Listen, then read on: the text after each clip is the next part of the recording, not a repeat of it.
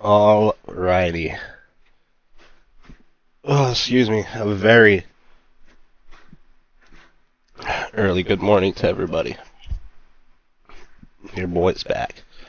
Flights in 2025. It's long haul time, y'all. We getting it done. American A330, the butter machine. What else to fly on a long haul? We gotta do it. Alright. Here is what we got. We're going Anchorage to Hong Kong. 4,600 hours. 100 hours. 4,600 miles. See, it's too early for me. 2 o'clock in the morning right now. 2:30 in the morning right now for me, y'all. This one's gonna be a pretty long one. I'm definitely gonna catch me some more Z's after we get in the air, probably for an hour or two. So, this is gonna be a long one. We're ready to do it, though. We've got a 3 o'clock departure time. I don't even know how long this flight's gonna be. It says 10 hours. It'll probably be like 9. So, let's see what we can get done here. Ready to go. Oh my god. This is why I hate this.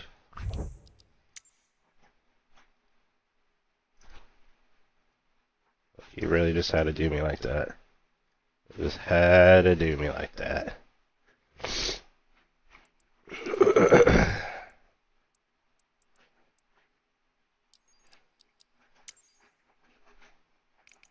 It looks like it's even still bright out over here. Which is cool. I'll take that. Take that gladly.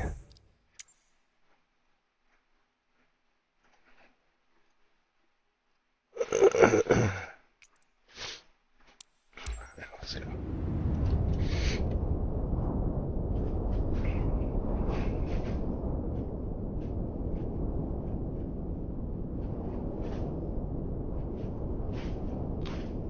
Trying to set.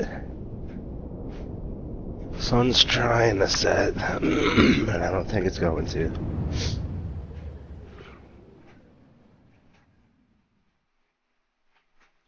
Yeah, look at this. We still got some light. Look at that. It's raining a little bit. We got some ish weather out here. We can see all the clouds. A330 for the long haul. Let's get it.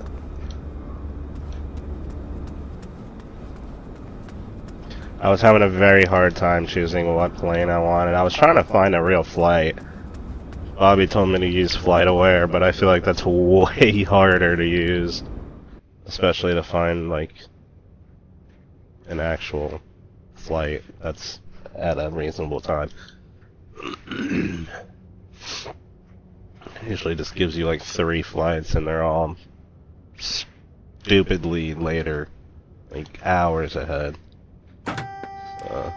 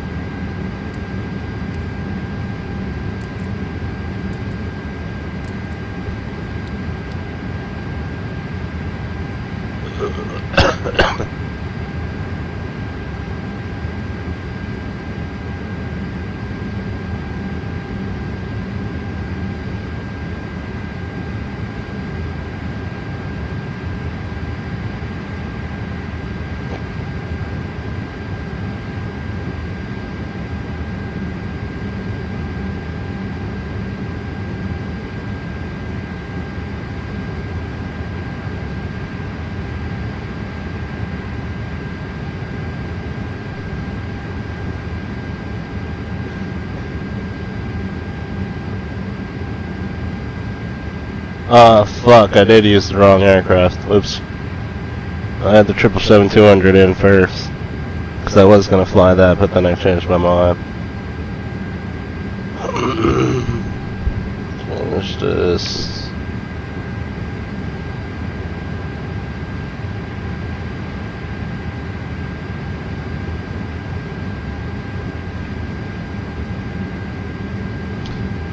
Or GEs.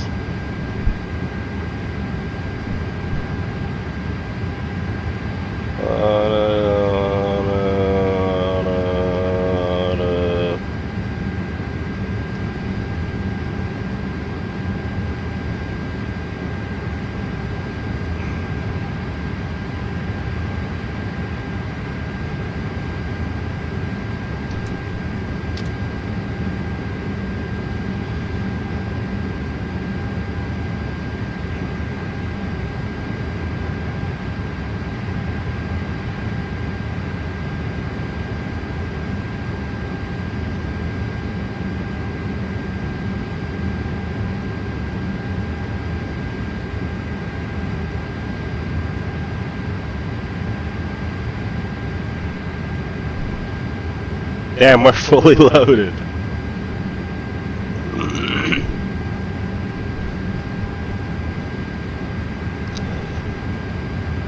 $76,551 is literally the max.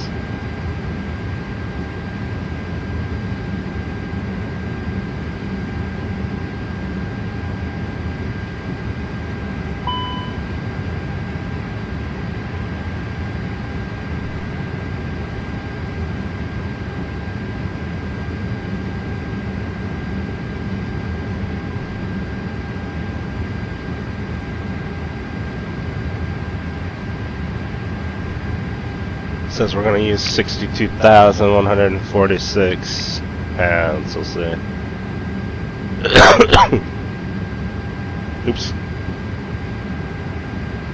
Alright, let's get pre-filed and loaded on Vanson.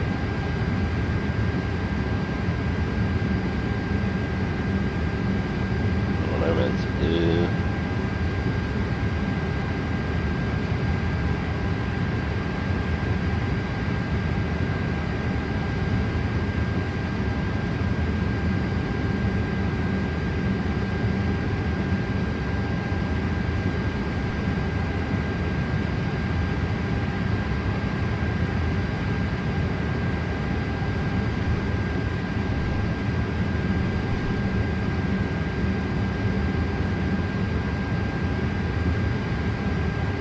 Okay, Vanson's loaded.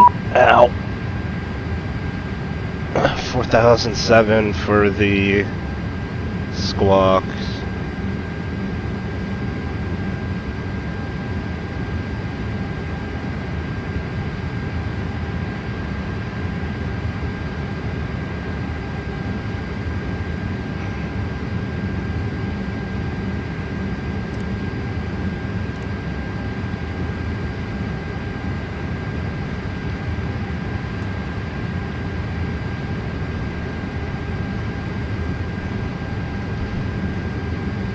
Alright, I'll get smart cars up. Let me start GSX.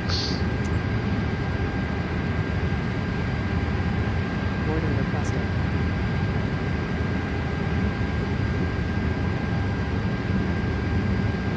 I mean, I guess they're a branch. They're partnered with Americans, so why not?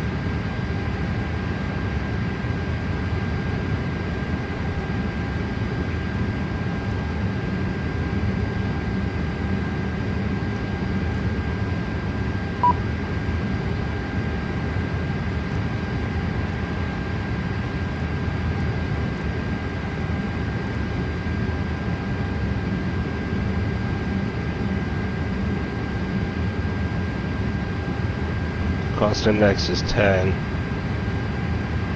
you want to board crew? Pilot's boarding started.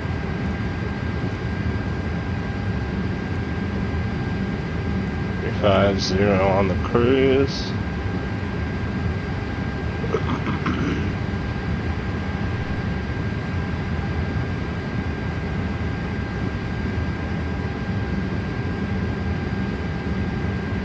Estimated CFW is 150.8. 0.9 to 6.3, that's good. Block is 76.5. See if we can set in 76 point. That should be 76.5.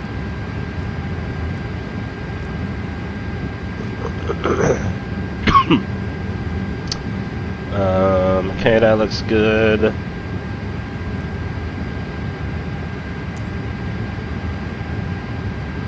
We don't have a departure today, which is interesting.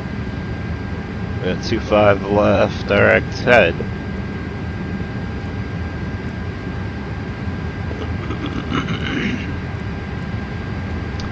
And it's missing the whole flight plan. This is going to be fucking Reboarding started. a joy to enter all of this. This is just going to be amazing.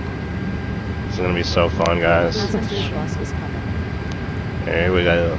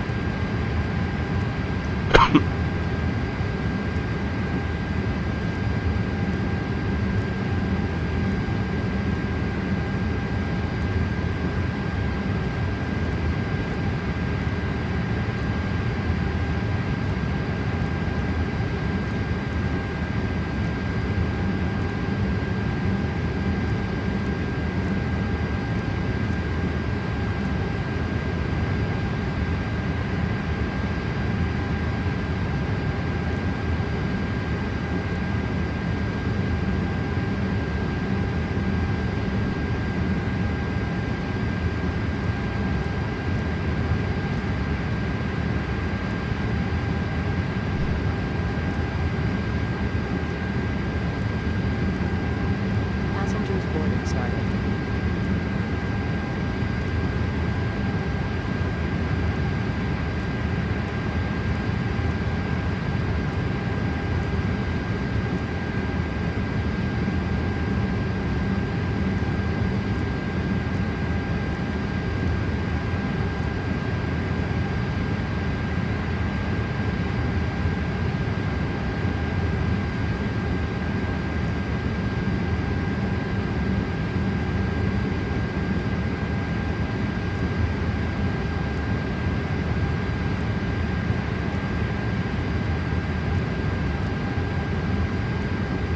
Oh my god.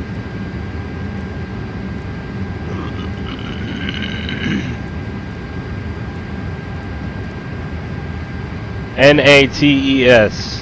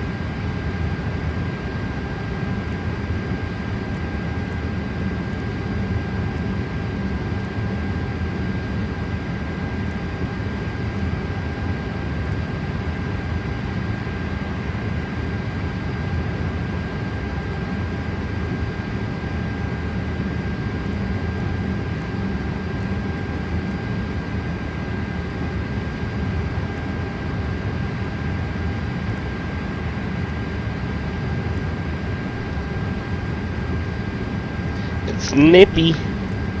It's a little nippy.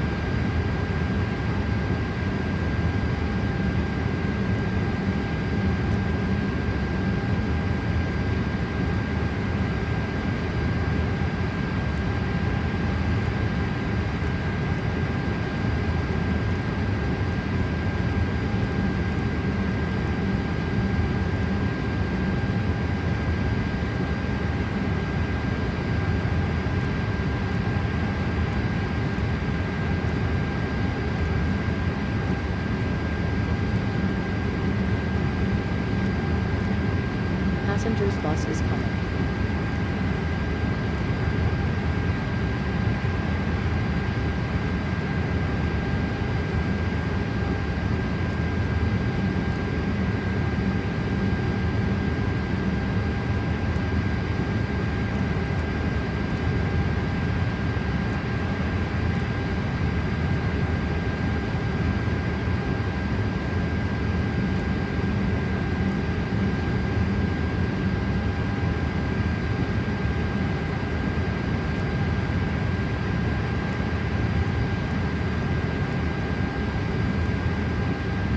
Alright, why does it make me do that for all of them?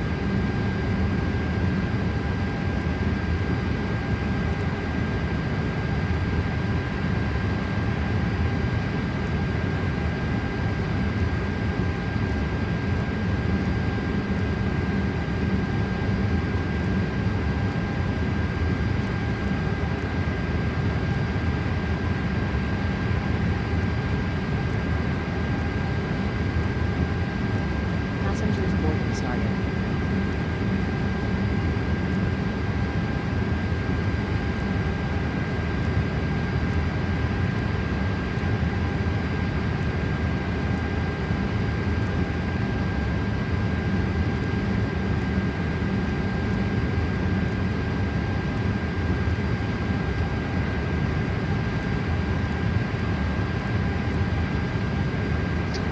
Shit.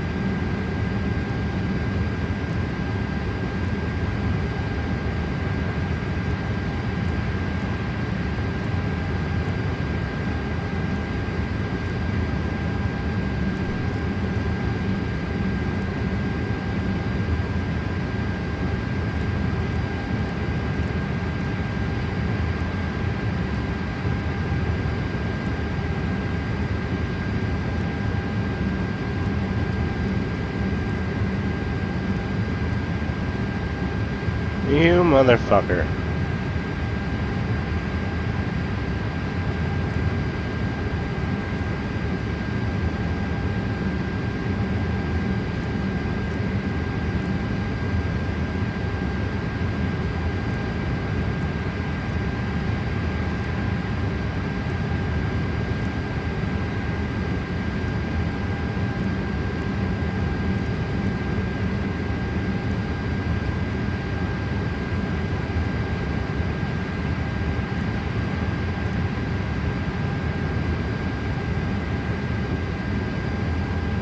Oh, Jesus, help me.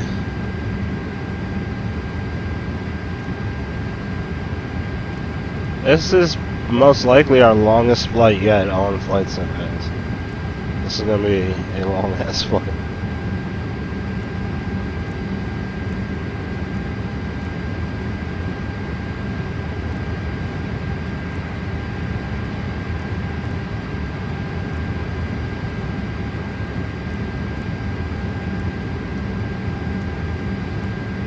My hands are getting tired.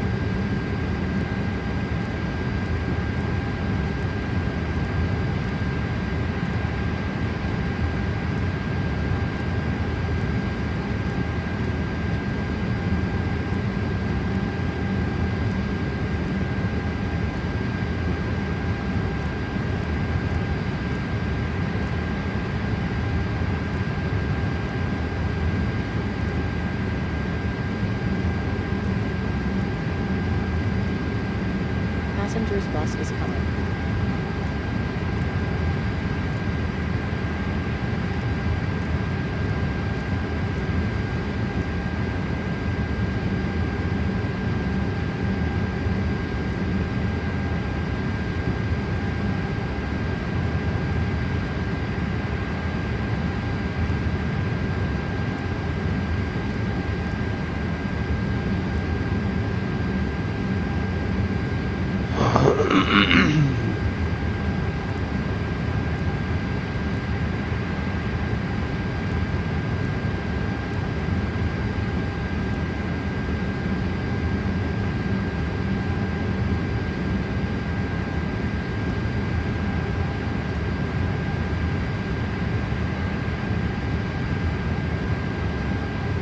APU.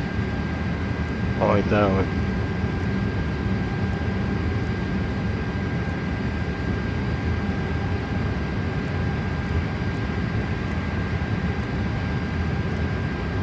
Passengers boarding started. Oh yeah, we getting full on the passengers today.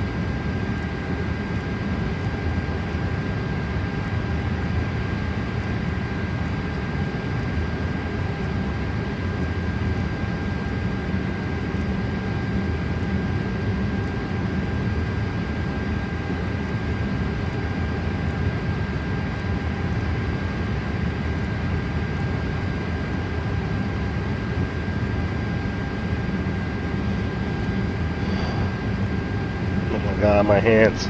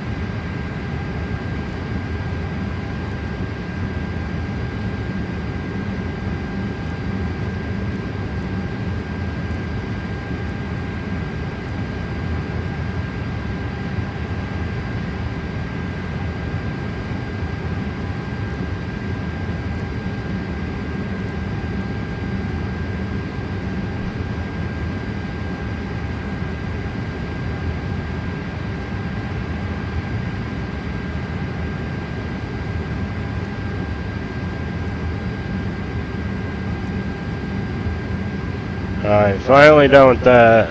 Let's get our performance check.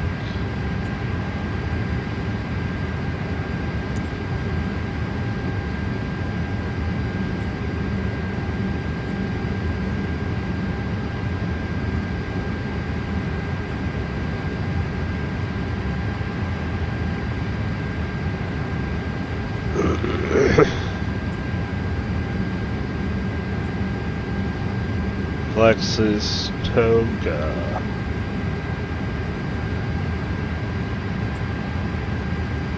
One 5 3 1 5 9 1 6 1.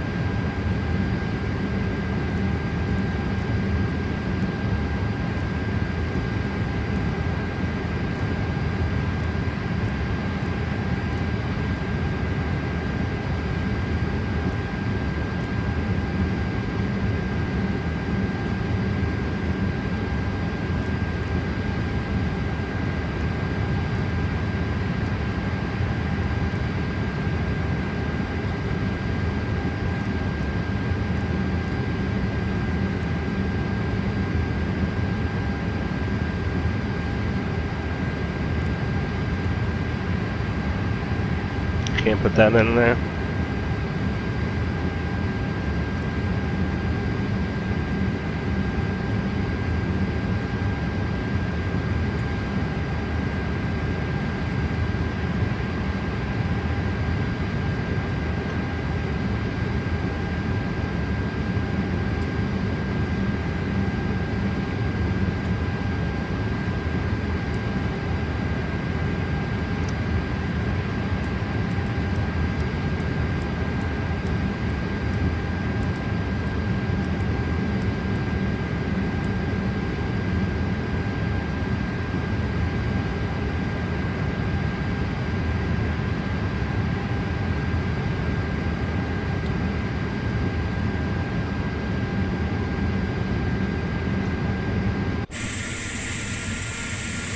Passenger's bus is coming. Oh, they're all loaded to the back, really. Oh, good. Couple minutes behind, no worries. That was a long flight to ride out. Holy crap. Technology guy, welcome. What's up, man?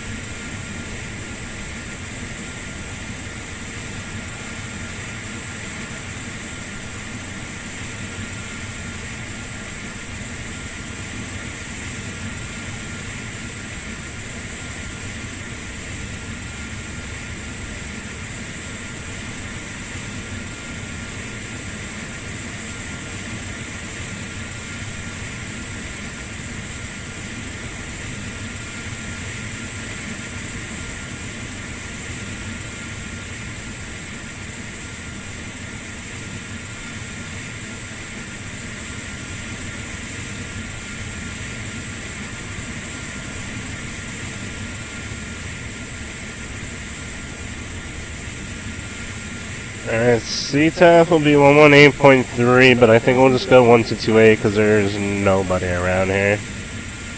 And we're going straight through the rain. And then we're out over the water. On our way. Where's this guy going? Going to Anchorage.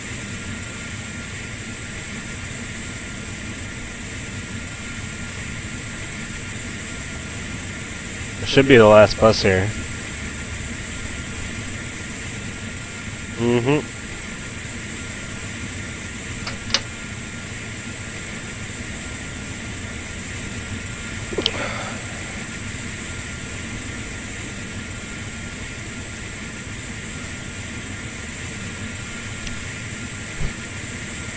Should have done catering, but I don't have time for that.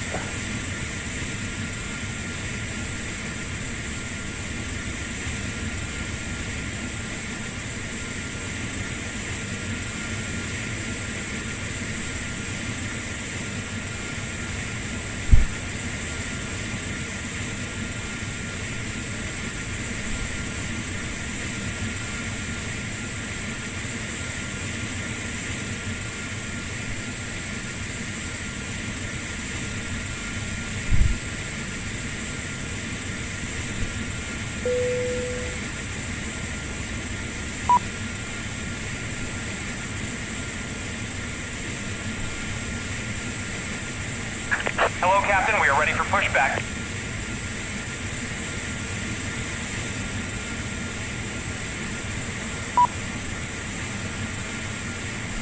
I need that front door to close. Come on.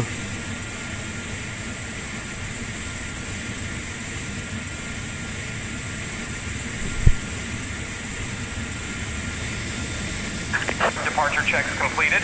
Bypass pin inserted. Departure check is not completed because my front door is open.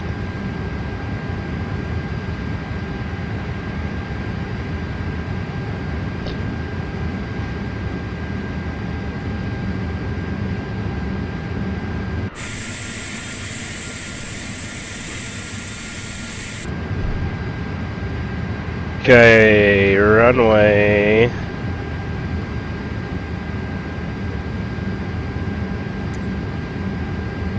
25 left. Locking gear.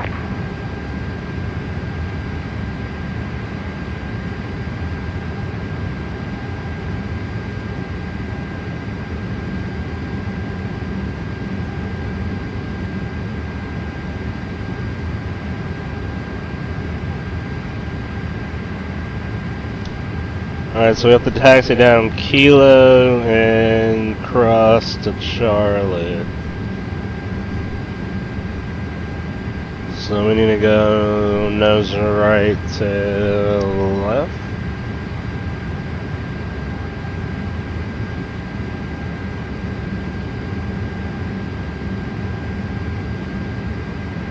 Release parking brakes, please.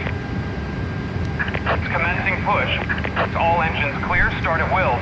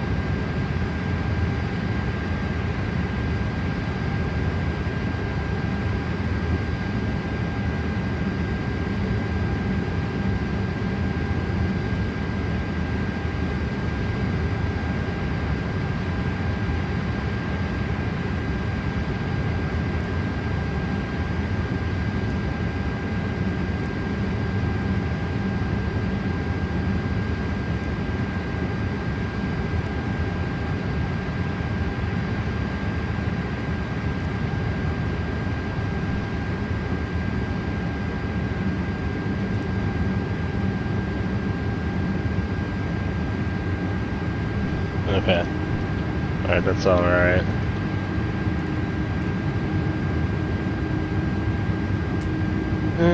Please set parking brakes. Waiting your confirmation for a good engine start.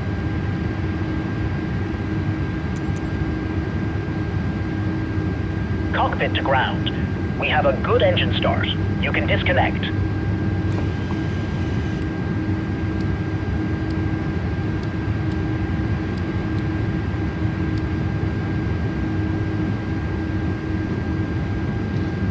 Oh my god, I forgot about smart cars, but that's alright.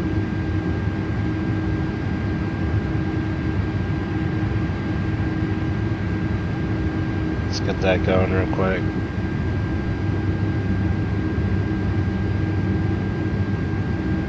Unlocking gear.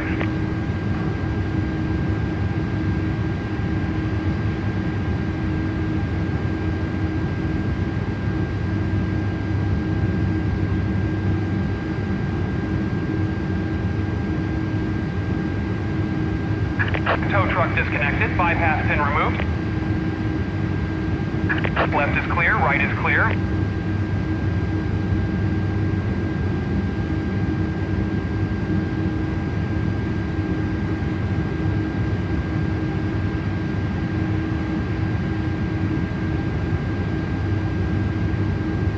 "10 hours, 29 minutes," it says. Lord have mercy. Good evening and welcome aboard, ladies and gentlemen. Please return your seat back and folding trays to their upright positions. You can store your carry-on luggage in either the overhead bins or under the seat in front of you. Also, make sure to fasten your seatbelt. For those of you seated next to an emergency exit, please carefully read the special instructions located near that exit. If you don't want to complete any of the functions described in the event of an emergency, please inform a crew member so you may be reseated. We now request that all electronic devices such as cell phones and laptops be either powered off or set to airplane mode. We'll notify you when it's safe to continue using these devices. Please remember, this is a non-smoking flight. Smoking aboard this aircraft, as well as tampering with, disabling, or destroying lavatory smoke detectors, is prohibited by law. If you have any questions about our flight, please don't hesitate to ask a crew member. Thank you for your attention. Alright, we're ready.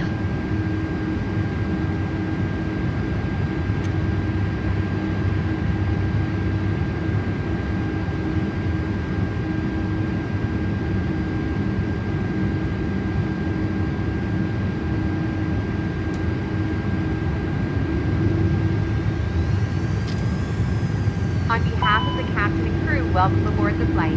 Please ensure that your seatbelt is fastened and your seat backs and trays are in their full upright position. Lastly, please turn off all electronic devices. Thank you. Oh yeah, Have a great we flight. are heavy. I feel it.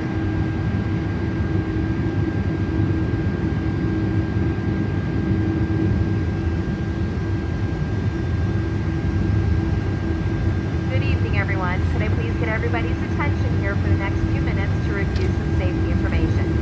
Fasten your seatbelt when the seatbelt sign lights up. Insert the metal fittings one into the other and tighten by pulling on the loose end of the strap. You can release your seatbelt by lifting the upper portion of the buckle. We suggest that you keep your seatbelt fastened throughout the flight in case of any turbulence. You can find several emergency exits on this airplane. Please take a moment to locate the closest exit to you. In some cases, the nearest exit may be situated behind you. If we need to evacuate the aircraft, floor-level lighting will guide you toward any of these exits. Doors can be opened by moving the handle in the direction of the arrow. Each door is equipped with an inflatable slide which can be detached and used as a life raft. Oxygen and air pressure are monitored throughout the duration of the flight. If decompression occurs at any time, oxygen masks will fall from the ceiling in front of all of you. To start the flow of oxygen, pull the mask towards you and place it firmly over your mouth and nose. Secure the elastic band behind your head and breathe normally. Even if the bag doesn't seem to be inflating, oxygen is actually flowing to the mask. If you're traveling with a child or someone who needs help, please secure your own mask first. After that, you can assist the other person. As well, please keep your mask on until myself or a crew member advises you to take it off. In the event of an emergency, please assume the bracing position. Lean forward with your hands on top of your head and your elbows against your thighs. Ensure your feet are flat on the floor. A life vest is located in a pouch under your seat between the armrests. When instructed to do so, open the plastic pouch and remove the vest. Slip it over your head and bring the straps around your waist. Adjust the straps to the front. When leaving the aircraft, place the vest by pulling firmly on the red cord. If you need to refill the vest, blow into the mouthpiece. Also, use the whistle and light to attract attention. Your seat bottom cushion can be used as a flotation device. Pull the cushion from the seat, slip your arms into the straps, and hug the cushion to your chest. The use of laptop computers and other portable electronic devices is permitted only when the seatbelt sign is off or when permitted by the crew. Mobile phones must always remain off. Please remember that this is a non-smoking flight. Damaging the smoke detectors in the lavatories is prohibited by law. You can find any safety information I've covered this evening in a card located in the seat pocket in front of you. Please read it through before we take off. If you have any questions, please feel free to ask myself or other crew members. Enjoy the flight and have a great evening.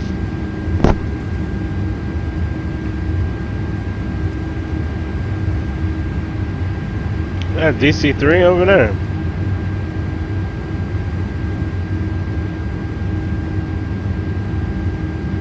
Definitely is. There's some historic aircraft over here, huh?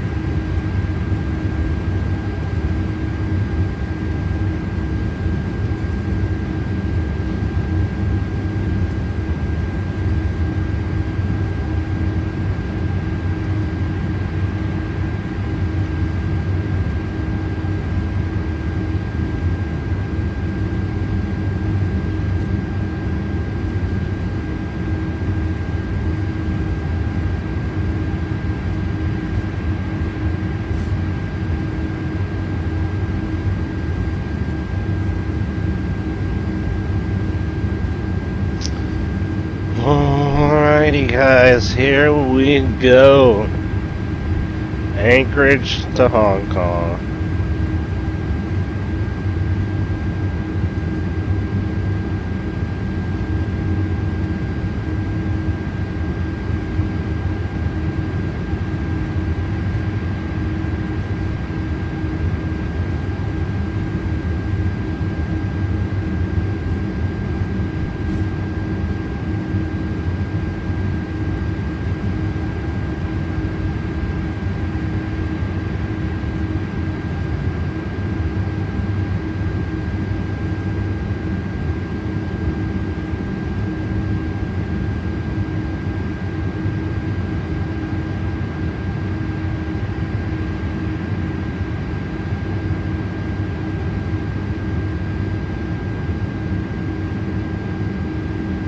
The first time I've ever been full on fuel in anything.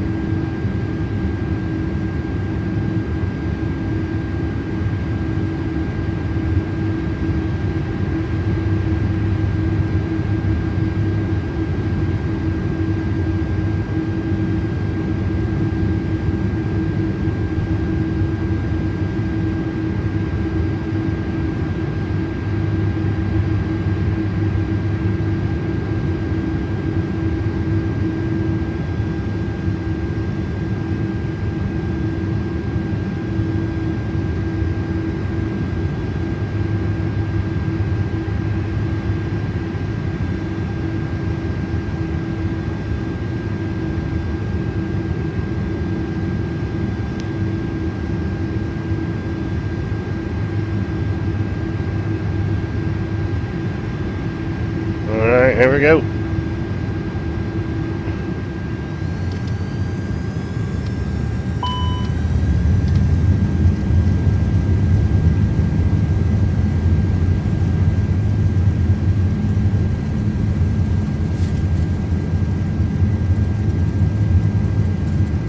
Oh yeah, she's slow rolling today.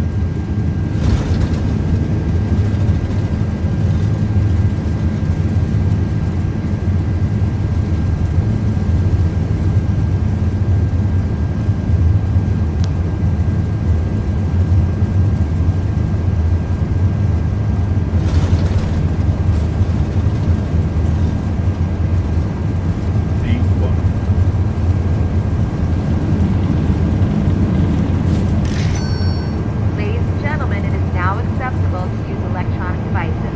When our cruising altitude is reached, the flight attendants will be stopping by with food beverages. For now, relax and have a great evening. Enjoy the flight.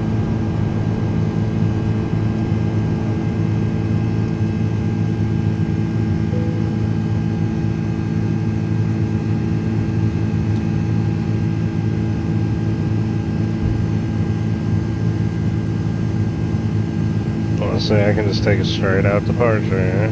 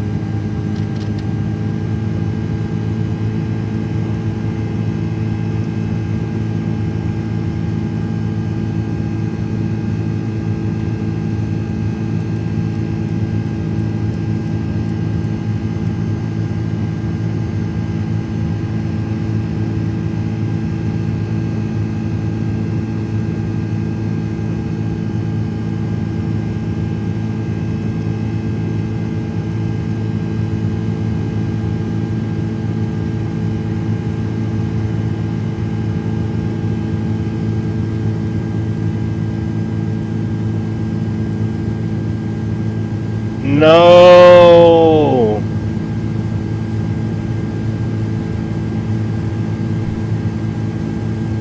We did not just have a Wasm crash, bro.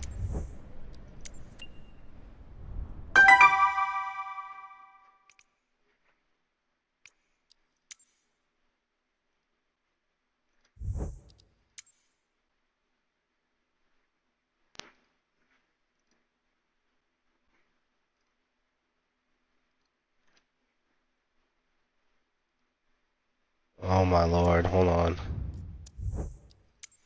I'm not doing that, bro. We ain't having that.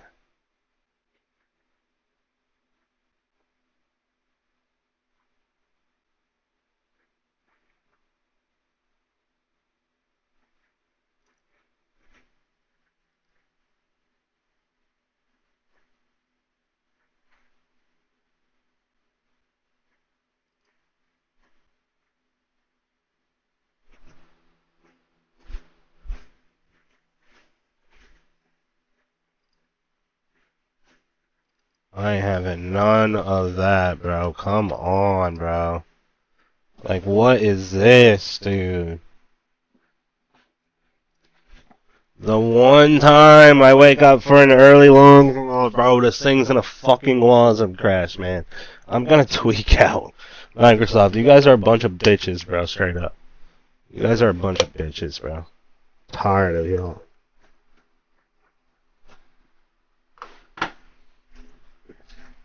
This thing has not Wasm crashed on me in months.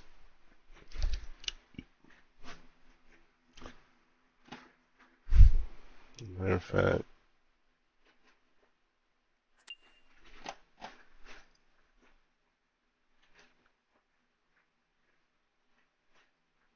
I'm starting on the runway, y'all. I really don't care.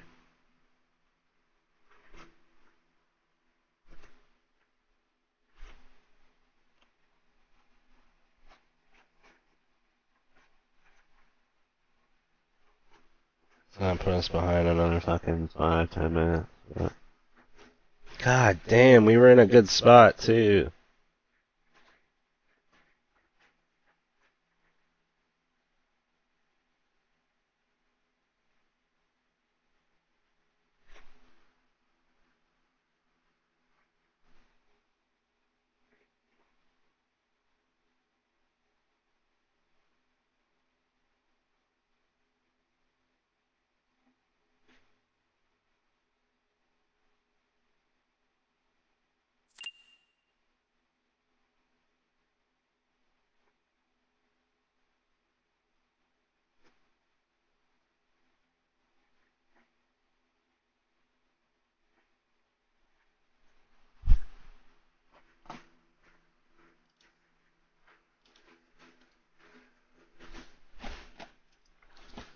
Oh, man.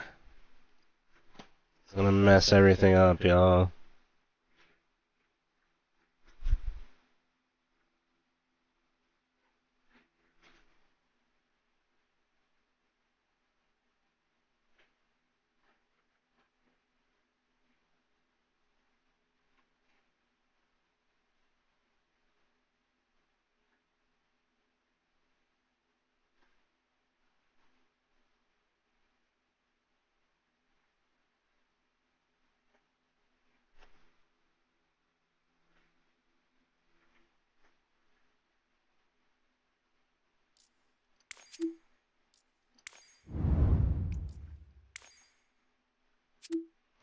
God, and now I gotta... No, I'm not doing that. I gotta depart. I gotta get in the air first. I'm only putting in a couple freaking waypoints. Then I'll do the rest once I'm out, like, cruise or something.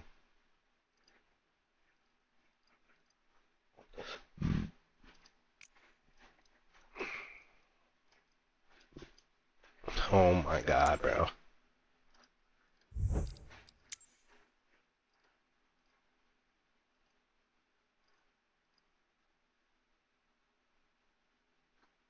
Oh, now you have nodal in there. I must have missed it.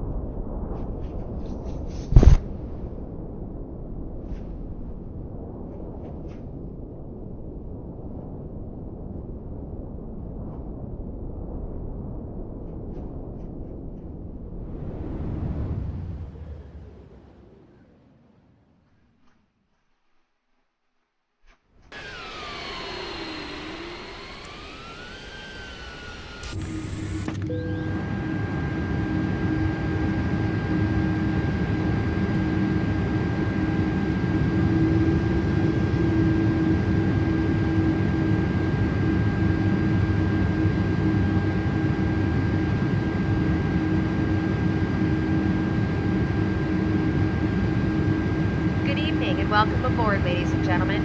Please return your seat back and folding trays to their upright positions. You can store your carry-on luggage in either the overhead bins or under the seat in front of you. Also, make sure to fasten your seatbelt. For those of you seated next to an emergency exit, please carefully read the special instructions located near that exit. If you don't want to complete any of the functions described in the event of an emergency, please inform a crew member so you may be reseated. We now request that all electronic devices such as cell phones and laptops be either powered off or set to airplane mode. We'll notify you when it's safe to continue using these devices. Please remember, this is a non-smoking flight. Smoking aboard this aircraft, as well as tampering with, disabling, or destroying lavatory smoke detectors, is prohibited by law. If you have any questions about our flight, please don't hesitate to ask a crew member. Thank you for your attention.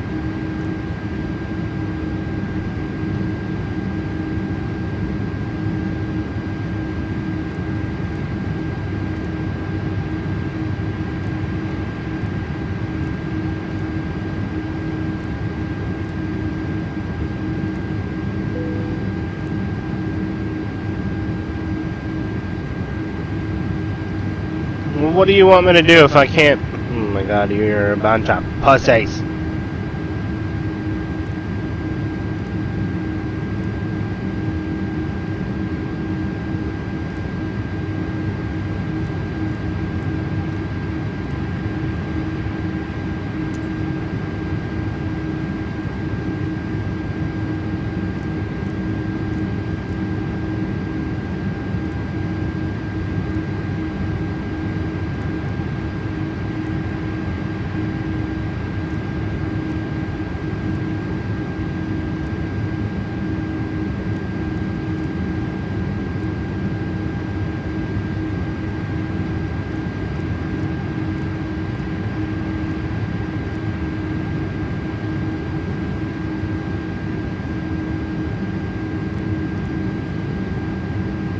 Alright, that should already be enough to get us in the air.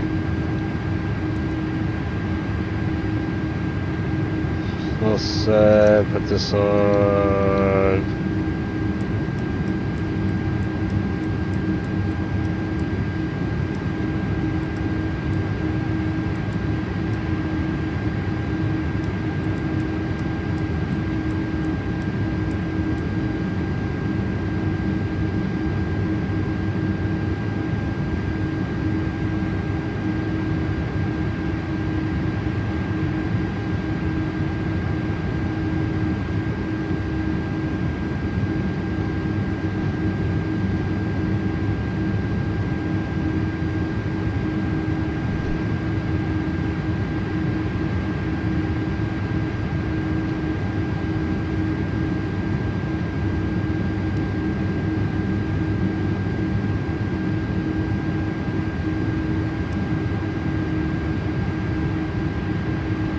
Alright, let's go.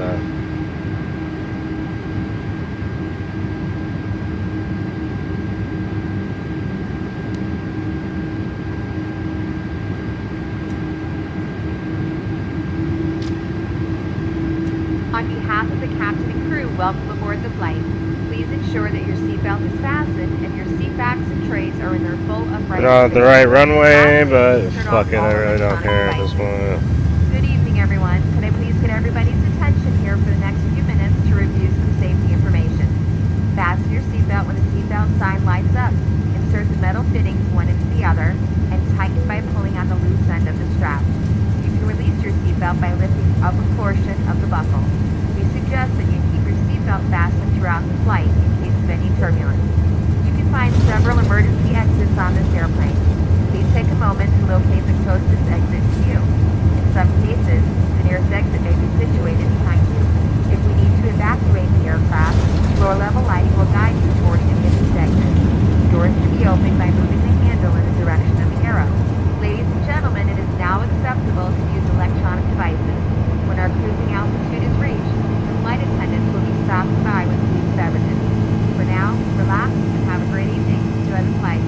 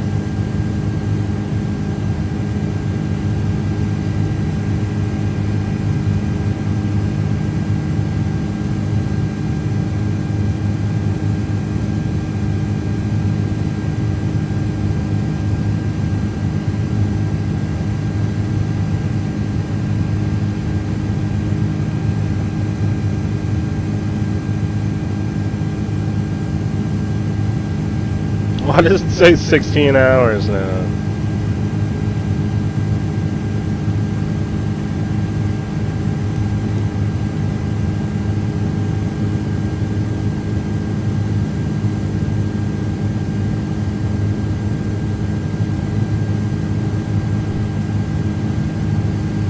Alright, into the clouds we go. We're in a good spot now to fucking write this shit all over again, so do that.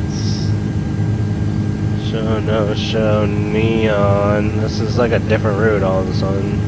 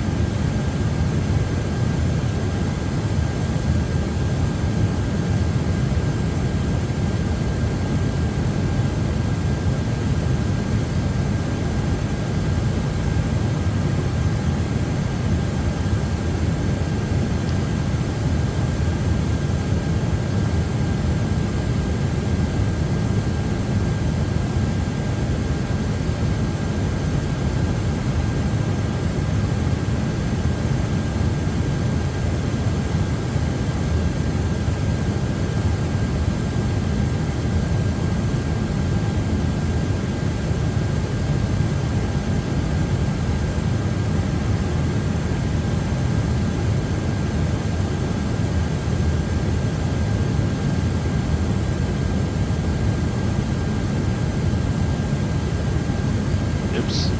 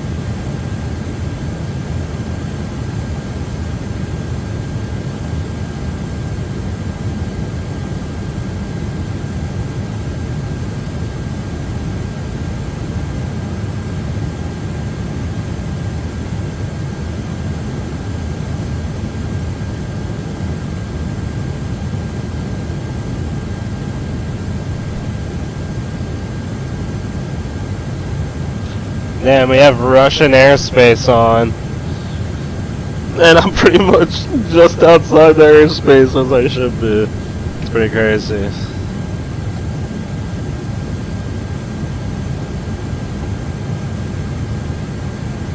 Alright, where were we? Igman, Nabulon.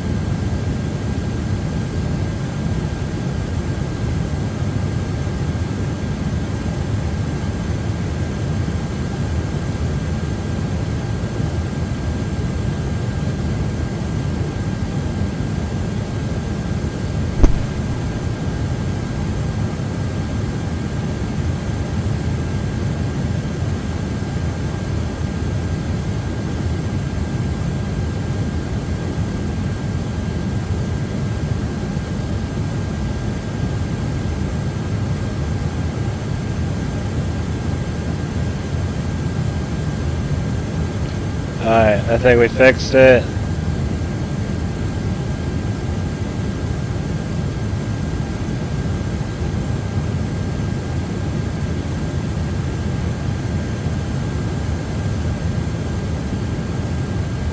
Still coming through clouds.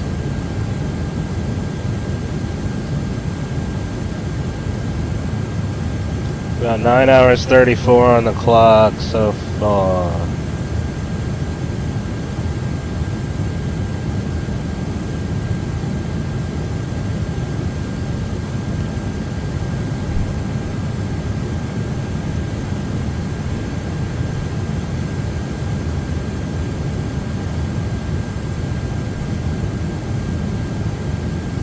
Oh, and now it changed itself back. What the heck?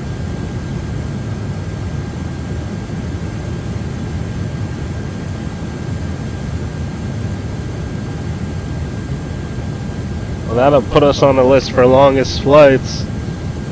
Let's hope we can get a nice landing in too. Get on the list for best landings. We are just stuck in all this mess.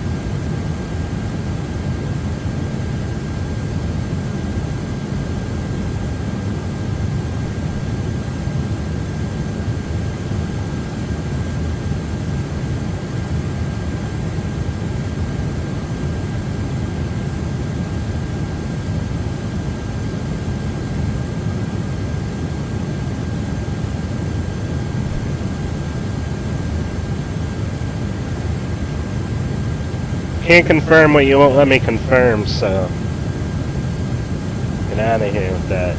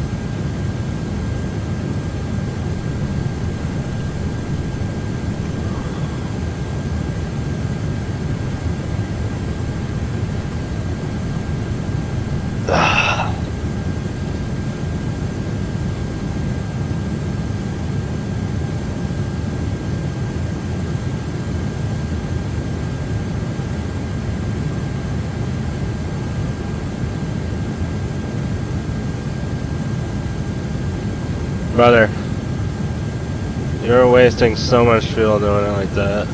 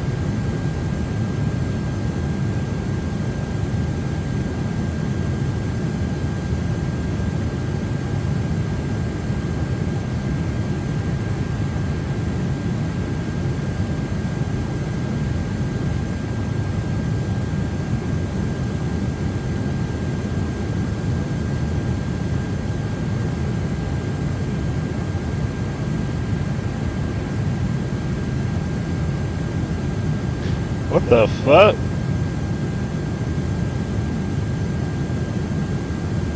Wait, this guy's going to Hong Kong too. We got 747.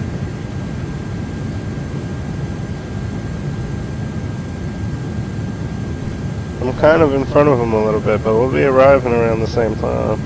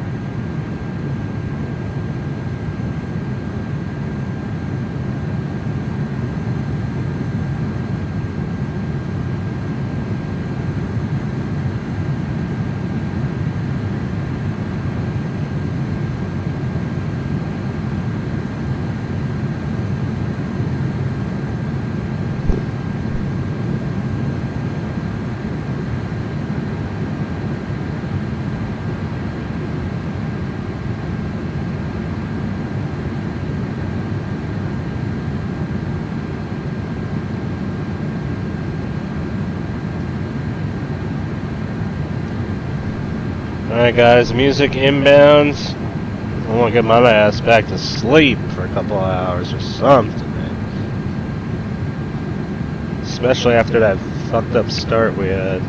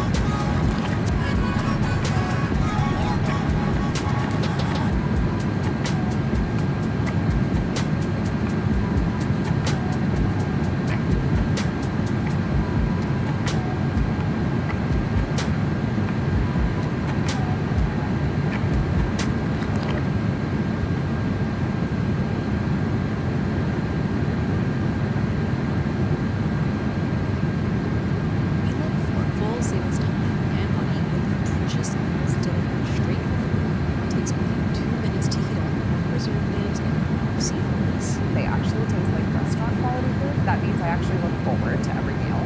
These are all natural, preservative-free meals with no artificial additives. So let Formful take cooking and groceries off your plate. Join the thousands that trust Formful today.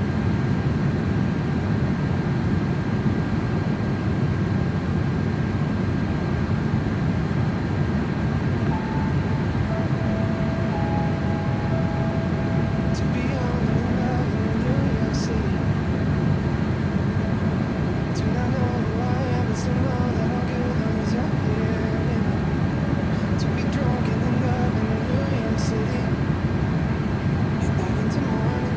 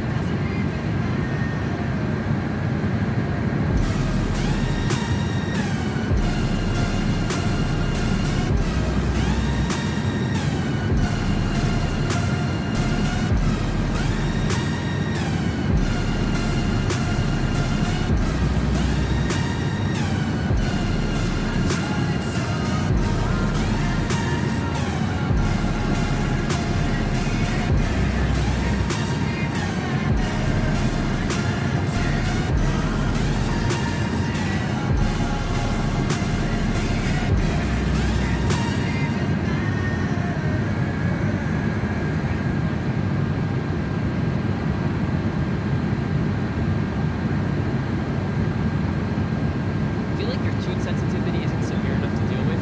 What if I told you Sensodyne has a fast and simple remedy? New Sensodyne Clinical Repair starts to repair sensitive areas of teeth after 60 seconds. I'm so excited to introduce this new product to patients. New Sensodyne Clinical Repair is absolutely amazing.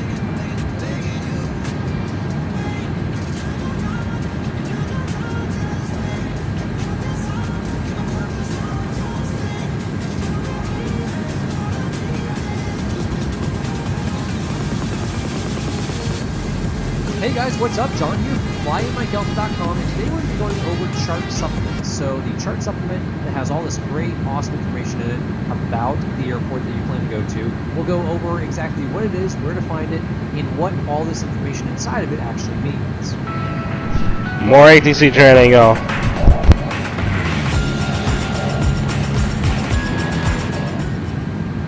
So to find the chart supplement, there's a lot of different sources that have them, but to get the most current one, you always want to use current documents. The only way you know if it's for sure it's current and accurate, just go direct to the source, go to the FAA. So from air traffic under here under this tab, flight information, and we'll go ahead and go over to aeronautical charts. From aeronautical charts, we'll go digital products and chart supplements. From there, we can go chart supplement search. And I like to go ahead and just do something I'm familiar with, so we'll do KVNC and pull up the chart supplement for KVNC. We'll come over here to the airport nav aid listing, click on it, and here we go, we've got the listing for Venice. So we'll go ahead and we're just going to read through this line by line exactly what it is and what it means to you. So Venice Municipal Airport, obviously that's the name of the airport. Sometimes they'll put the city above it, but this is just the airport name. We have the FAA identifier, VNC, and then the ICAO identifier, KVNC, ICAO, International Civil Aviation Organization identifier, KVNC. 2S means it's 2 miles south of the city that it's associated with, so obviously it's associated with Venice. UTC -5 means it's 5 hours behind GMT, Greenwich Mean Time, so 5 hours behind Zulu. So if it's noon Zulu, it's actually, if it's 1200 Zulu, it's 700 in Venice. And last during daylight savings time, it's just -4, so then it would be 800 in Venice if it was 1200 in England, GMT. Next, we have the coordinates of the airport. These coordinates are the geometric center of the airport, so the geometric center of all usable surfaces at the airport. That's the FAA's definition. So geometric center, all the runways, taxiways, all that good stuff. Next, over here on the right, this is a listing of charts associated with the airport. The Miami sectional chart, the high-8H chart, the low-21 Delta chart, 23 Bravo, and yes, there are instrument approach procedures associated with this airport. If you saw DIAP, that means DoD, or Department of Defense, the military, has a few of their own instrument approach procedures associated with the airport. But of course, IAP means at Venice, we just have these standard FAA civilian approach procedures. Next down here we have 18, that means it's 18 feet above sea level, that's the airport elevation. B means there's a beacon, and planes are in operation from sunset until sunrise, unless otherwise noted. Traffic pattern altitude, TPA, is 1018 MSL, 1000 feet AGL. And the NOTAM files, so many NOTAMs filed are going to be with PIE flight service, so St. Petersburg radio. So that every public use airport has NOTAMs, or a NOTAM file associated with it, and PIEs who's going to have it for Venice. So there are NOTAMs that get posted for Venice, and you can check with St. Pete flight service to find the latest ones. That is the NOTAM file identifier. Now coming down here we have runway 523. Runway 523, it has our dimensions, and it is a hard surface runway denoted by the H, 5,000 feet long by 150 feet wide. It's asphalt, and single-wheel airplanes, 45,000 pounds, dual-wheel airplanes, 80,000 pounds, dual-wheel airplanes in tandem, 140,000 pounds. That's the maximum landing weights the runway is certified for. Medium intensity runway lighting, and I don't think we have to worry about those too much with our 172s. Down here, specific information about each runway. Runway 5, runway and identifier lights, real. PAPI, 2 light PAPIs, P2L means 2 light PAPIs, with a glide angle of about 3 degrees on down to the runway with a threshold crossing height of 41 feet. So if you're right on the glide path, right on the PAPIs, you're going to cross the threshold 41 feet. And now, if your eyeballs are right on the PAPIs and your threshold crossing height is 41 feet, then your eyeballs are crossing at 41 feet, meaning your landing gear are crossing lower. And if you happen to be in a big jet with you sit 80 feet up when you're flaring, then 41 feet with the threshold crossing height with your eyeballs isn't so good. Hence why they typically fly the glide slope on down, and the glide slope antenna mounts on the belly crosses at 41 feet, not the pilot's eyes, because the pilot's eyes are much higher. So with your 172, yeah, your landing gear probably only 3 or 4 feet below your eyeballs, so it's not such a big deal. But just be aware of that. There are some trees to worry about. And runway 23, yes, there's reels, the flashing lights at the end, PAPIs, 2 light PAPIs, the L denotes left, I should have said that. So 2 light symmetrical PAPIs on the left side of the runway, glide angle 3 degrees, threshold crossing height 48 feet. Just that's based, obviously it's still 3 degrees, but it's just based on how far down the runway they're mounted, with a threshold displaced of 463 feet. So 463 foot displaced threshold due to a bridge. So when you're landing on runway 23, yep, there's a bridge. So they have a displaced threshold noted right there. You land 463 feet down the runways and start the runway, then you land further on down where the Pappies are going to land. And you're going to as well, where the Pappies are going to bring you to. So, next, runway 1331. It's a hard surface runway, 4,999 feet long, 150 feet wide. It's asphalt. Single wheel, 45,000 pounds. Dual wheel, 80,000 pounds. Two dual wheels in tandem. An example of two dual wheels in tandem, since that's not something you probably deal with every day as a private pilot. Well, to give you an example, two dual wheels in tandem would be like a Boeing 757, even a Boeing 767, or an Airbus A330 has two dual wheels in tandem. But obviously those airplanes weigh more than 140,000 pounds, so the runway can't handle it. Plus it's pretty short. So next thing, medium intensity runway lights, same as above. Runway 13, there's reels, Pappies, 2 light Pappies on the left. What's funny is this is actually no longer accurate. There's actually 4 light Pappies there now, so they need to go ahead and update that. Even though this is the most up-to-date version, 7th of December 2017, they installed those 4 light Pappies about a year and a half ago. So it looks like something's dropped the ball. The glide angle is 3.02 degrees down, with threshold crossing height of 46 feet. There are trees, and it is rate traffic. And unfortunately, this is not displayed correctly either. There is a displaced threshold here on the now, so they definitely need to update this. So just because you have a current chart doesn't mean you're not going to go to the airport and find something different. It's very good to do this. You need to be familiar and know what to expect. But even the FAA makes mistakes. So it looks like nobody has a current chart for this right now. There's trees, and it is right traffic for one thing. That's accurate, so it is still right traffic. Runway 31, Odell's, Pappies. This part's accurate. 4 light Pappies on the left side of the runway. Glide angle 3 degrees, threshold crossing height 40 feet, and there's trees.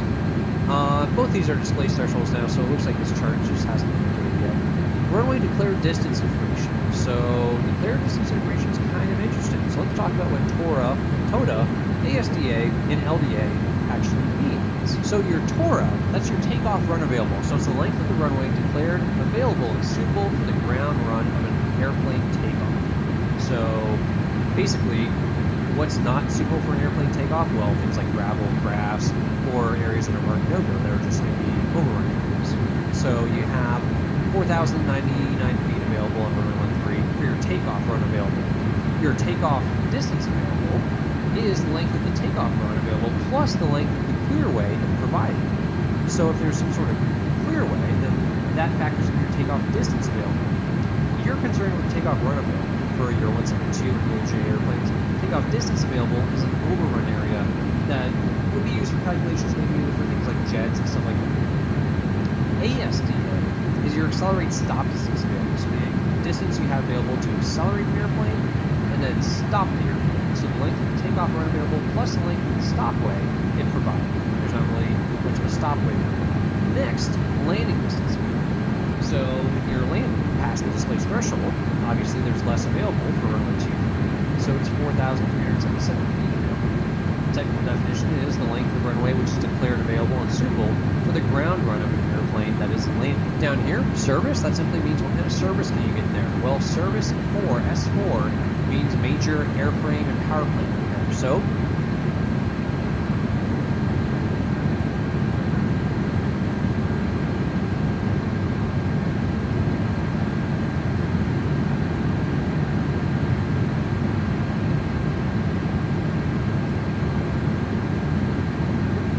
hey guys, what's up? John here from FlyAtMikeAlpha.com, and today we're going to be going over chart supplements. So the chart supplement that has all this great, awesome information in it about the airport that you plan to go to. We'll go over exactly what it is, where to find it, and what all this information inside of it actually means.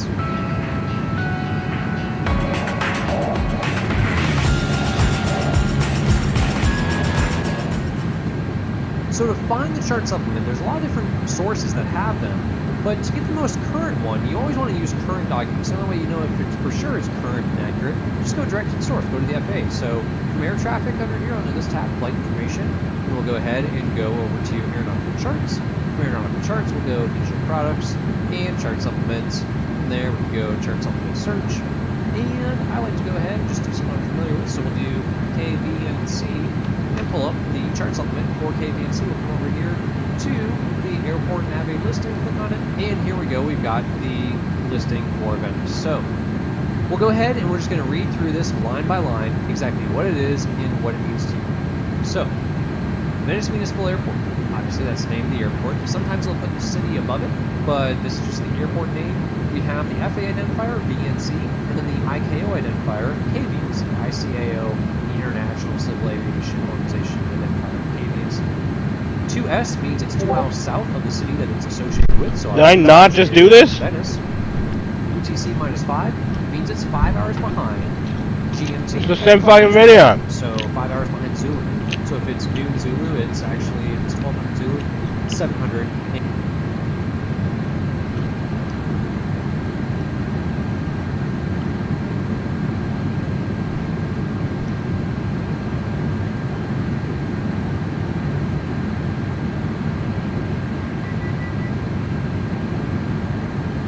Hey guys, what's up? John here from flyatmygelf.com, and today we're going to be going over chart supplements. So the chart supplement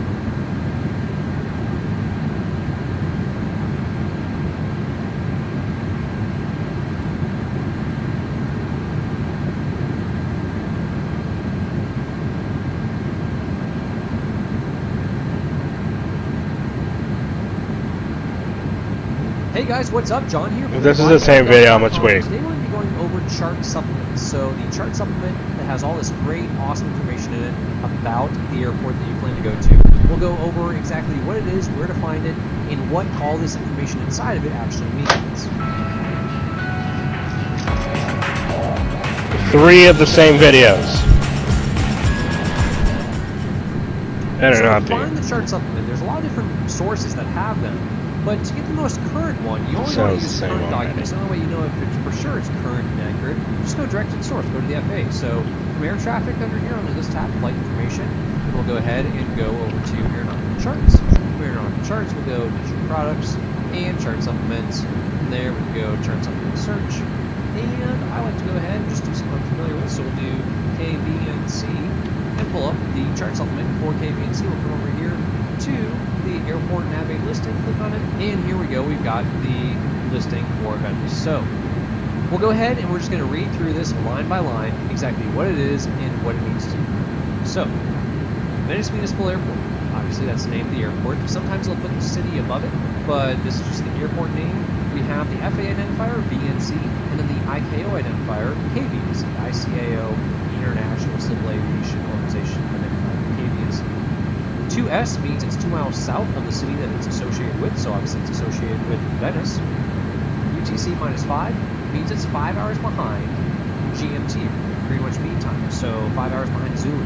So if it's noon Zulu, it's actually, if it's 1200 Zulu, 700 in Venice. And last during daylight savings time, it's just -4, so then it would be 800 in Venice if it was 1200 in England in GMT. Next we have the coordinates of the airport, and these coordinates are the geometric center of the airport. So the geometric center of all usable surfaces at the airport.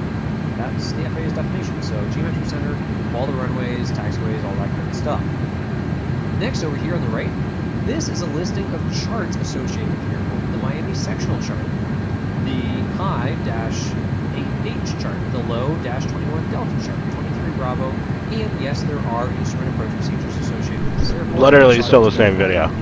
That means DoD, or Department of Defense, the military, has a few of their own instrument approach procedures associated with the airport. But of course, IAP means at Venice, we just have these standard FAA civilian approach procedures. Next down here we have 18, that means it's 18 feet above sea level, that's the airport elevation. B means there's a beacon, and beacons are in operation from sunset until sunrise unless otherwise noted. Traffic pattern altitude, TPA, is 1018 MSL, 1000 feet AGL. And the NOTAM file, so many NOTAMs filed are going to be with PIE in front of you. So St. Petersburg radio.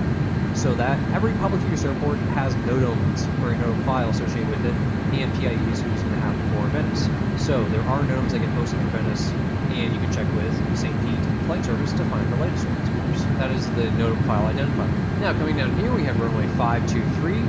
Runway 523, it has our dimensions, and it is a hard surface runway denoted by the H, 5,000 feet long by 150 feet wide.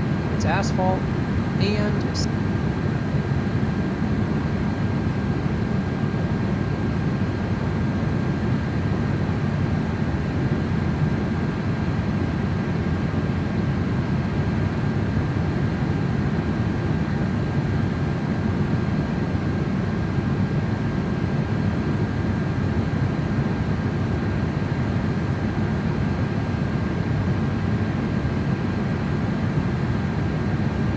Welcome to Introduction to Clearance Delivery. In this video, we will introduce you to clearance delivery. The objectives for this lesson are to describe clearance delivery and flight data, describe the responsibilities of a clearance delivery controller, and identify the different types of clearances that can be issued. What is flight data? Formally, flight data is responsible for operating interphones, processing and forwarding flight plan information, assisting the tower cab in meeting situation objectives, and utilizing alphanumerics. We will discuss what these mean in detail in a few slides. What is clearance delivery? Formally, its responsibilities include operating communications equipment, processing and forwarding flight plan information, issuing clearance and ensuring accuracy of pilot readback, assisting the tower cab in meeting situation objectives, operating various tower equipment, and utilizing alphanumerics. On VATSIM, we generally combine the clearance delivery and flight data positions which are separate in the real world. When we say clearance delivery, we're referring to the combined clearance delivery and flight data position. As a delivery controller, most of your time is spent issuing clearances to pilots. In doing this, they verify that the flight plans match standard operating procedures and letters of agreement, and issue any necessary flight plan revisions to pilots. Delivery can also be assigned other duties in the tower cab, such as maintaining the Automatic Terminal Information Service, also known as the ATIS. The efficiency of the National Airspace System starts with clearance delivery. The requirements for issuing a clearance differ depending on whether an aircraft is operating under instrument or visual flight rules. When operating under instrument flight rules, IFR, an aircraft is following a cleared routing under air traffic control guidance throughout the entire flight. A clearance from air traffic control is required for an aircraft to operate under IFR in controlled airspace. Under visual flight rules, VFR, pilots are navigating using visual cues on the ground, so the pilot is not flying a route cleared by ATC. An explicit clearance for flight under VFR is only required in certain types of airspace. Another type of flight you may encounter is under special visual flight rules known as SVFR. Under SVFR, the weather minima are reduced from those required for regular visual flight and a clearance is required. In summary, we describe the responsibilities of flight data and clearance delivery, and what we do when we simulate the positions on VATSIM. Additionally, we talked about 3 different types of clearances: IFR, VFR, and SVFR.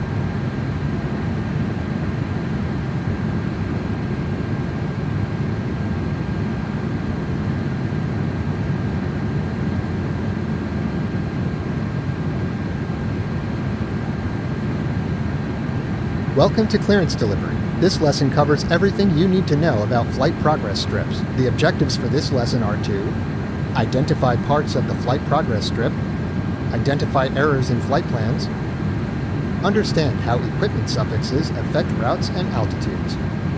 These are 2 common representations of a flight plan or flight progress strip. The top is a flight strip and the bottom is the flight plan window. Each controller client has both flight progress strips and the flight plan window.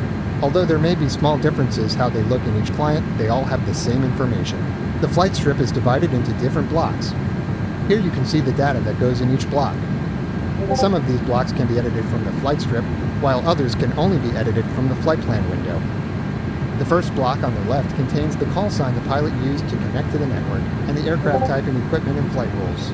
The call sign cannot be edited, but the aircraft type and flight rules can be edited in the flight plan window. This block contains the assigned beacon code or squawk code, the temporary altitude, and the filed cruise altitude. The temporary altitude is assigned by the departure controller and not usually changed by clearance delivery. Sometimes the temp altitude will be the same as the cruise altitude.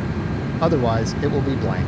The third block contains the departure airport, the arrival or destination airport, and the alternate airport if the pilot included an alternate in their flight plan.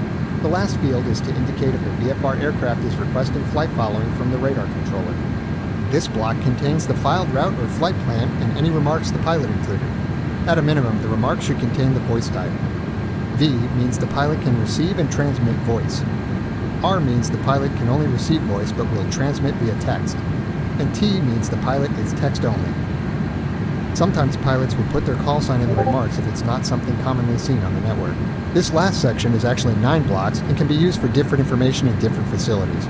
These are some of the more common data elements that are used in the tower cab.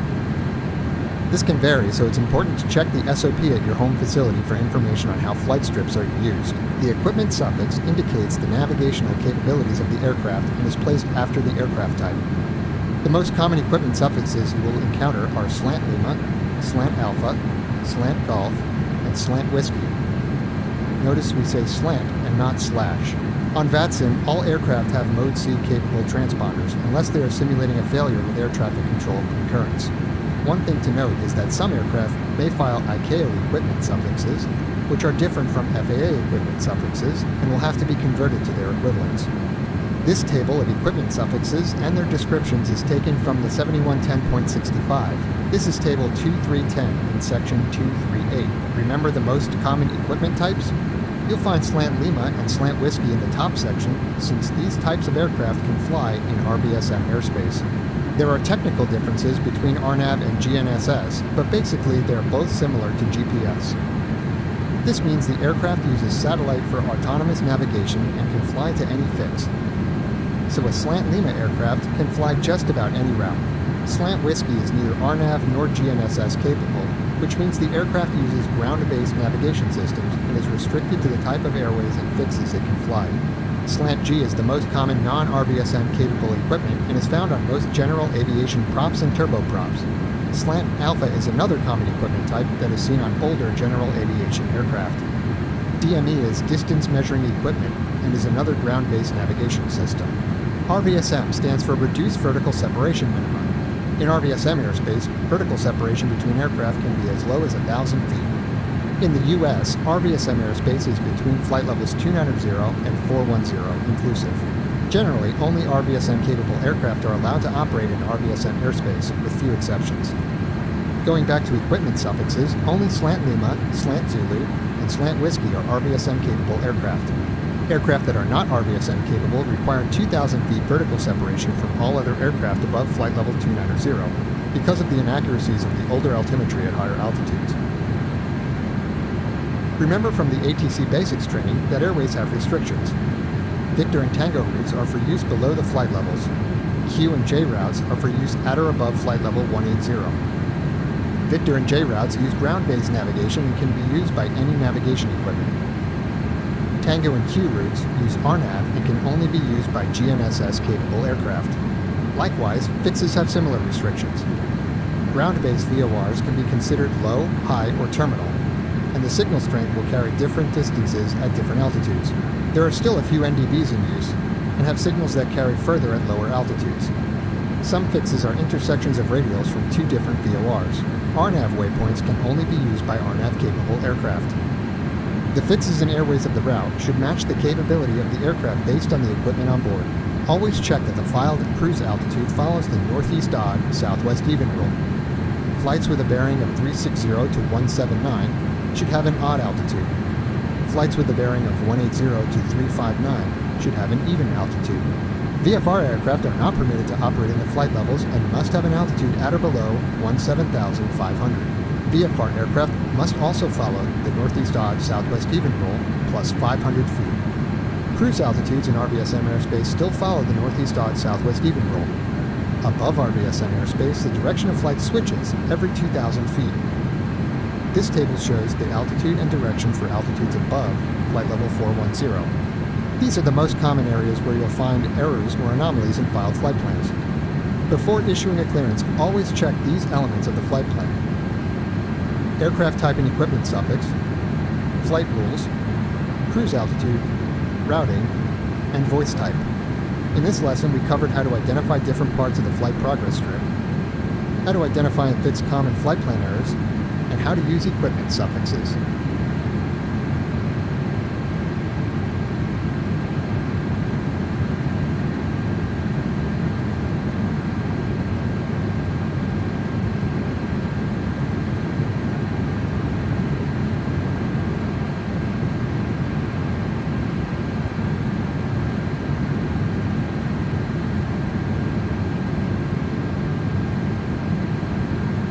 Welcome to Clearance Delivery. This lesson covers everything you need to know about flight progress strips. The objectives for this lesson are to identify parts of the flight progress strip, identify errors in flight plans, Oh my god, I'm not trying. I just want to see the picture of the thing again. altitudes.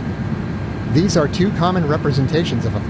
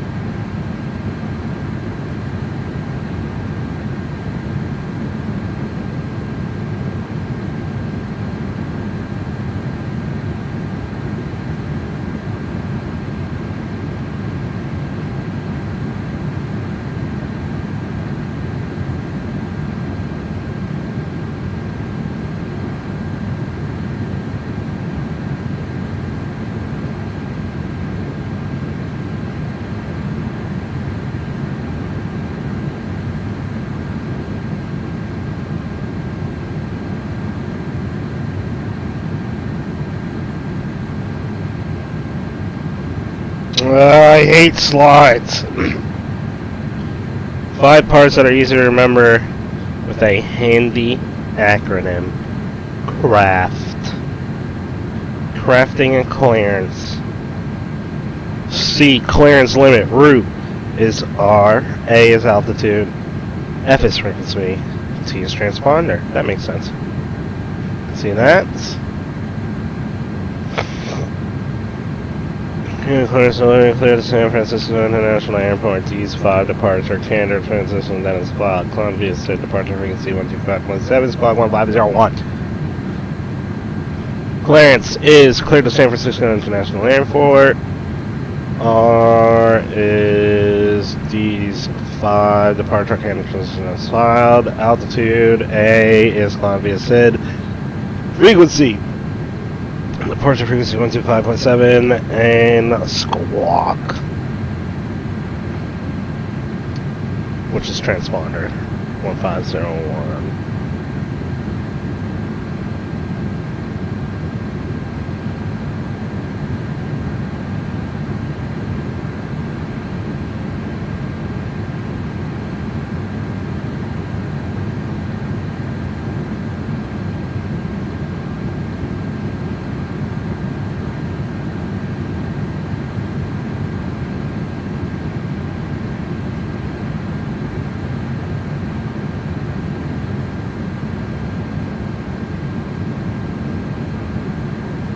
Clearance limit. Point to which an aircraft is cleared. Clearance limits can be anything, not just airports. For the purposes of the bad limits, most often destination airport. Phraseology. Cleared to destination airport. Cleared to waypoint, intersection, navigate. Examples. Cleared to Hartsfield Jackson, Atlanta International. Cleared to the Solborg VLR. That makes sense. Cool. Easy.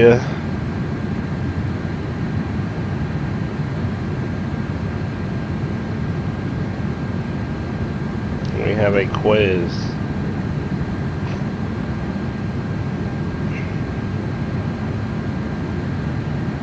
The point which an aircraft is cleared.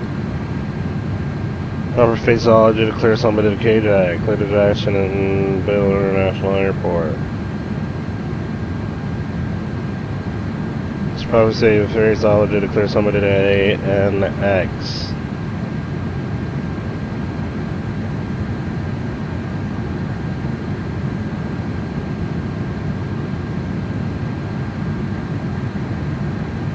They're probably gonna say Anchorage VORTAC, but I'm gonna say VOR just because that's how we say it.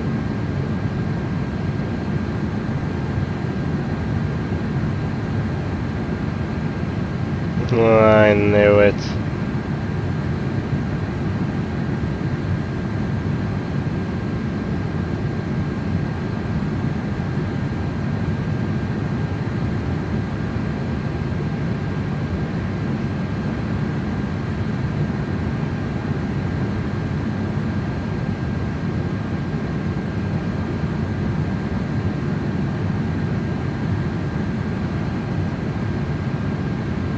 It really marked me off for saying that.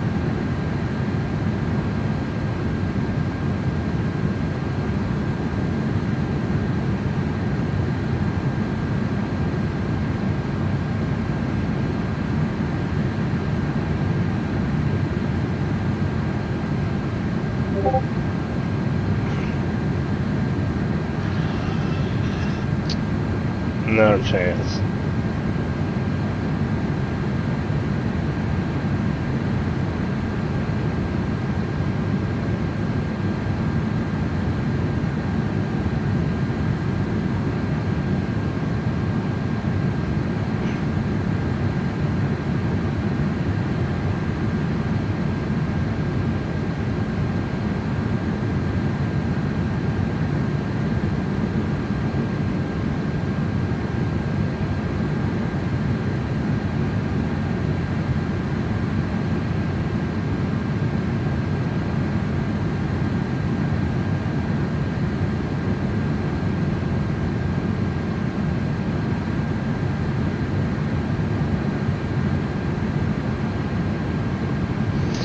What the fuck? I'm down. That's so stupid, bro. Of course it's Napoleon. How am I supposed to know that? I clearly thought it was...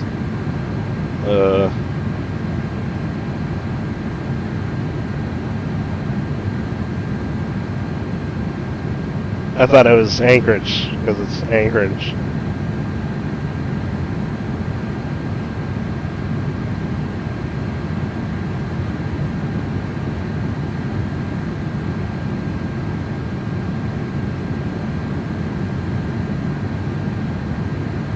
Wait, I didn't even realize that one was wrong.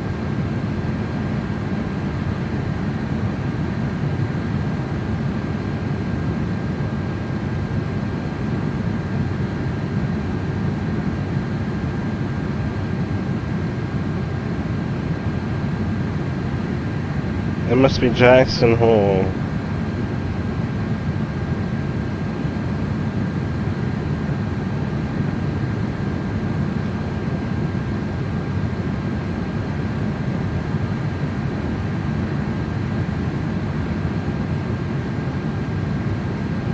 You fuckers!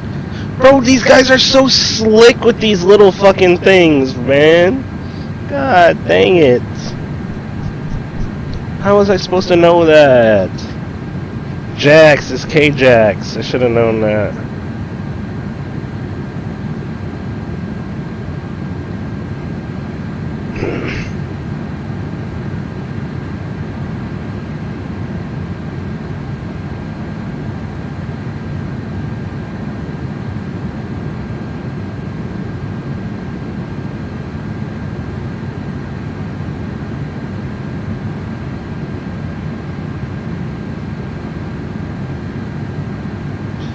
San Diego International.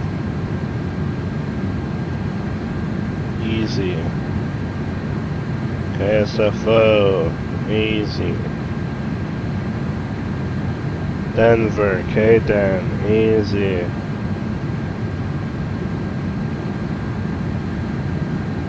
Miami International Airport. Easy. Tampa. Easy. KPHX, easy. Okay, San, easy.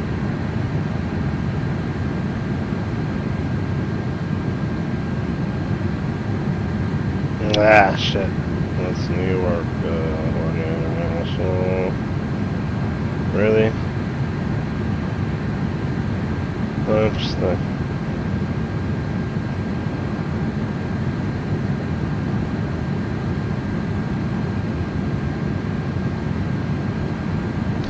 Washington National, easy. So the best way to...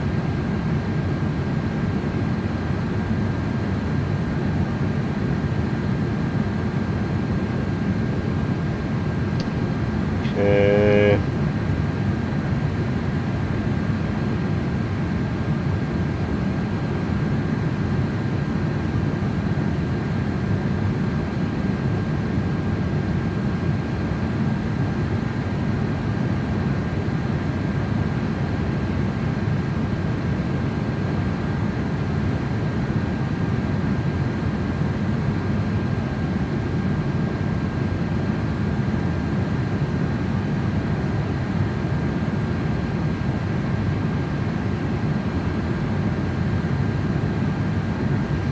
Well, that was one I didn't know. Kansas City International, that was a hard one.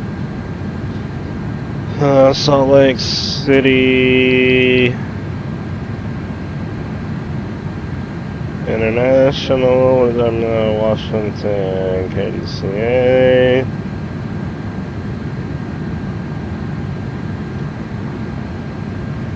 Airport.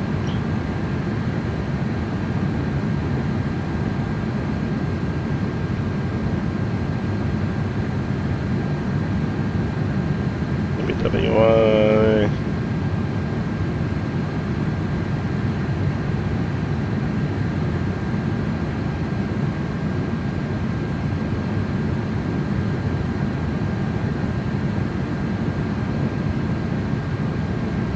That's interesting, didn't know that.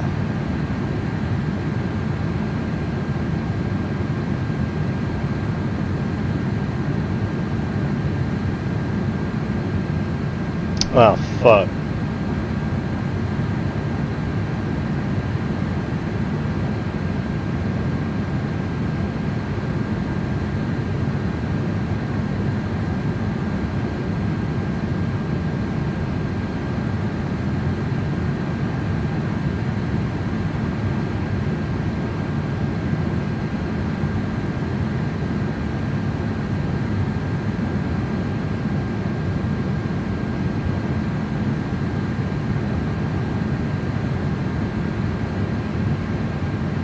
Now we got Roots.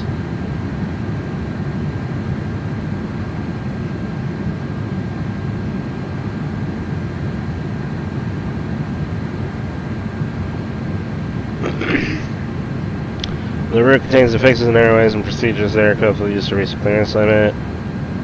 At Class Charlie Delta airports, the route is normally going to be via radar vectors to the aircraft's first fix. Class Bravo, the route is usually going to begin with standard instrument departure. Simple enough. Fixes and VORs have names. And when they are known, they use the name and the clearance. Whoever made this is not from the US. Example, AEX, Alexandria VOR, XESSS, excess intersection. The fix seems unpronounceable or the name is unknown. Use the phonetic alphabet to spell the name of the fix. No shit.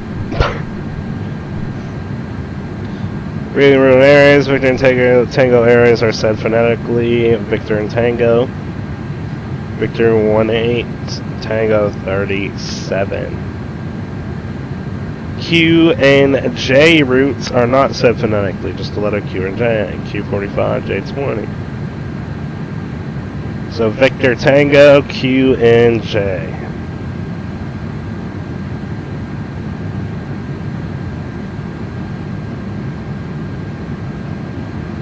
I don't even remember for this one. Oh, it's Alpha. It's opposite, so it's Victor in Quebec.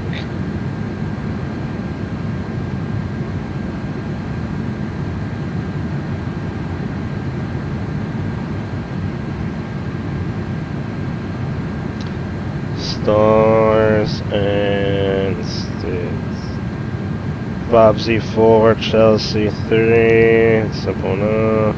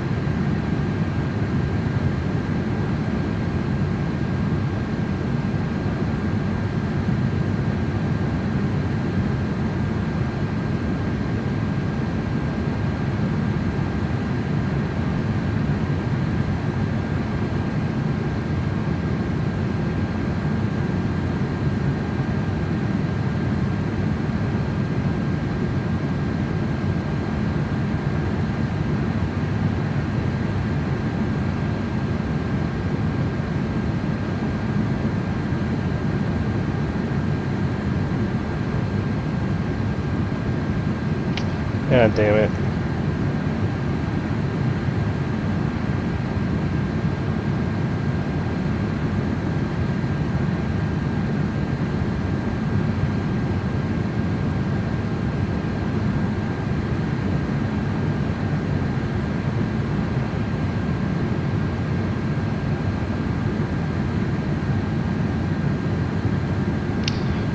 Altitude. Fly our aircraft. The highest point of the aircraft's departure is SID.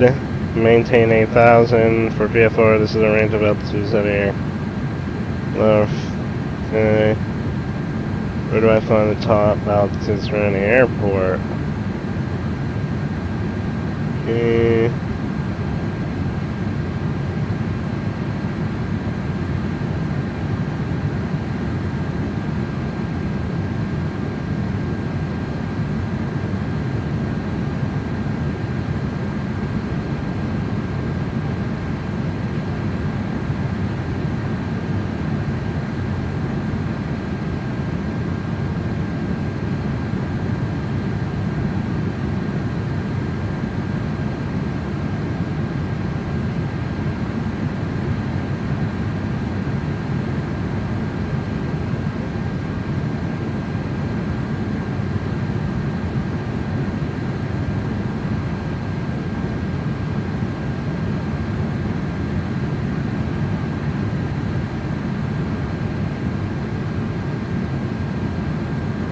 Without further ado, let's jump right into this here.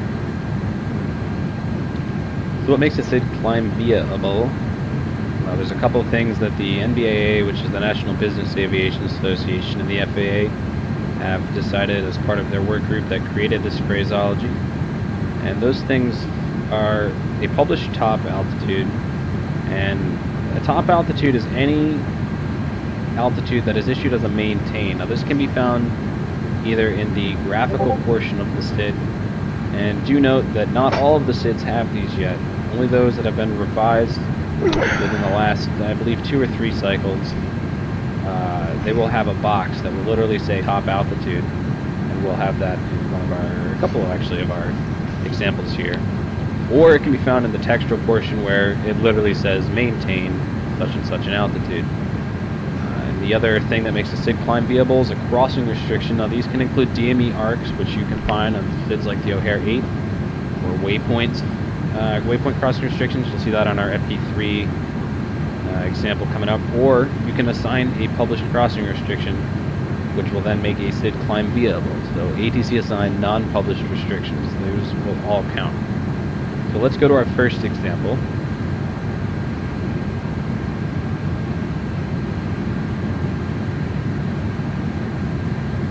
So our first example here is a climb via SID with a published top altitude and published crossing restrictions. In the example, we're going to use the FP3 departure out of Denver. And you can see here on the bottom right of the chart, here's the box I was talking about earlier. It says top altitude flight level 230. Like I said in the previous slide, they haven't updated all the charts yet. It's probably going to be sometime this fiscal year by the time they all get updated, or any new chart is going to have this. Take a look at some of the revisions that just came out for track cycle 1501. You'll see that some of your SIDs now have them. Public crossing restrictions we've got in here. We've got kitting at or below 10,000, 8 at or above 14,000. Down the line is clamor at or above flight level 300. Now keep in mind that if you do issue the climb via SID phraseology, the highest the aircraft is going to go without any controller input is flight level 230, even though there is an at or above flight level 300 restriction. You are still required to give them a climb. And if you do say, for example, climb and maintain flight level 350, it gets rid of any published crossing restriction on the chart. If you say climb and maintain, it deletes anything. Now, if you said climb and maintain flight level 350, comply with restrictions, that will require them to meet any altitude restrictions that are published on the chart. And this also includes speeds. You're very rarely seeing a speed on a departure chart, but there are some that do. So you can say, if you say comply with restrictions, they're supposed to be the altitude and the speed. You can cancel the speed restrictions and just have them comply with altitude restrictions. That's also an option, but that's up to you as the controller to determine. We'll look on the back side of this SID just to show you the textual part of the top altitude.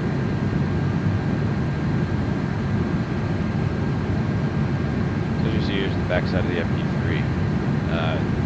We'll take a look right at the top. The first arrow's at. It just describes the altitudes that the aircraft are supposed to maintain. Guys, this shit is literally like learning in real life. There's so much I have to go through. I'm not even like, I think we're halfway through. I don't even know. I still haven't even gotten a ground control yet. This is on depicted route to Weeds, then via transition. Maintain flight level 230 or lower filed altitude.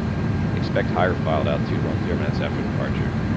So you no longer will have to say, for example, in the old phraseology we had, maintain 5,000, expect flight level 320, 10 minutes after departure. We no longer have to say that. We can just say climb via SID, and the aircraft will maintain flight level 230 and already have that expect higher in 10 minutes.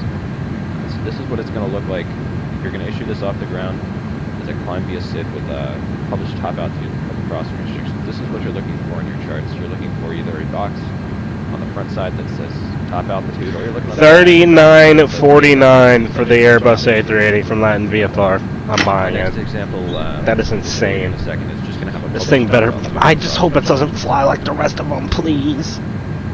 My God. Here's our next example. It's climb via SID with a published top altitude, no published crossing restrictions. We're going to use the National 4 departure out of DCA. This has just recently been updated to have a box, so we decided we're going to use it. Right there in the top right, it says top altitude 5,000. It also does say it on the back, just like an older SID, but as you can see, it's on the front. It's nice and easy to look at now. You will note that there are no crossing restrictions other than takeoff minimums on the bottom there. Takeoff minimums do not apply when it comes to climb via SID. I know we had a little bit of confusion regarding that in the forums, but that no longer counts. You're just looking for any published non-takeoff minimum altitudes. Like I said, it could be DMER for waypoint or something that you assign. That's what we're looking for in terms of a published cross restriction. But as you can see, there are none. So this is pretty easy. This is a climb via SID. You don't need to give anything else after that. We'll just quickly go over the backside just to show you what I mean. That's in the textual part. So here's the backside of the National 4. We'll take a look here at takeoff runway 19er. That part, it says climb via the DCA VORDV 185 radial to 5,000 or as assigned. This will apply as a climb via SID. I know it doesn't say maintain. There are some SIDs that still don't say maintain, as the FAA really hasn't made a concise phraseology for it. But this does count, because it does have the top altitude on the front. So just make sure you read your SIDs carefully. If it does say maintain or climb to some altitude, it's still good. And then as you see at the bottom, expect radar vectors to pilot or assign fix. Expect clearance to cloud altitude 10 minutes. That's what we're looking for. So this is our example of a climb via SID with a published top altitude, but with no published crossing restrictions. So our next example, it's going to be pretty short. It's a SID with published top altitude and published cross restrictions, but we're going to amend it. Right here's example 3. As you see, it's the IP3 again. This is the climb via SID with the published top altitude and published cross restrictions like we saw in example 1, but we're going to amend the altitude, the top altitude. And it's pretty easy to say. It's climb via SID, except to maintain flight level 19 or 0. There really isn't too much to it. It still requires them to meet any restrictions. You've just now given them a different top altitude, so I'm not going to spend too much time on this. It's fairly self-explanatory. So we'll go on to the next one here. It's a climb via SID with no top altitude, but it has published cross restrictions. Next, here we go. It's example 4. Like I just said in the previous slide, climb via SID with no top altitude, but there are published cross restrictions. We use the Loop 7 out of LA. As you can see, we've got some restrictions down there. We have LA at or above 10,000, kegs at or above 13,000, Goop at or above 15,000. But you will note that there is no top altitude published anywhere. There's no box that says it. There's no maintain or climb to in the textual part, so we just have to assign it. It's, again, just like the previous example, actually. It's just climb via SID except maintain 5,000. Really not that hard. Just make sure that before you figure out what you want to do with your SIDs, make sure you read them all, and you come across an example like this. It's just climb via SID except maintain whatever your SOP altitude is. So pretty easy. We go to our last and final example where we have no restrictions or no top altitude. So here's our final example. We're going to use the Paleo 3 out of BWI, and this is a SID that has no top altitude or published cross restrictions. As you can see in the graphical part, there's no box that gives us a top altitude, or there's no published restrictions on any of the fixes out. We look down in the textual part, and we don't have any mention of a maintain altitude or climb to altitude, so we just have to treat it like we have always done in the past. It's just maintain 4,000, expect flight level 31010 minutes after departure. In all honesty, we don't really need to give the maintain, or I'm sorry, expect flight level 31010 minutes after, as that's already in the bottom, but for BATSA purposes, we'll just do it. This is no different than anything we've ever done before, so just as long as you look at your SID, you don't see anything, always just fall back to the maintain such and such an altitude.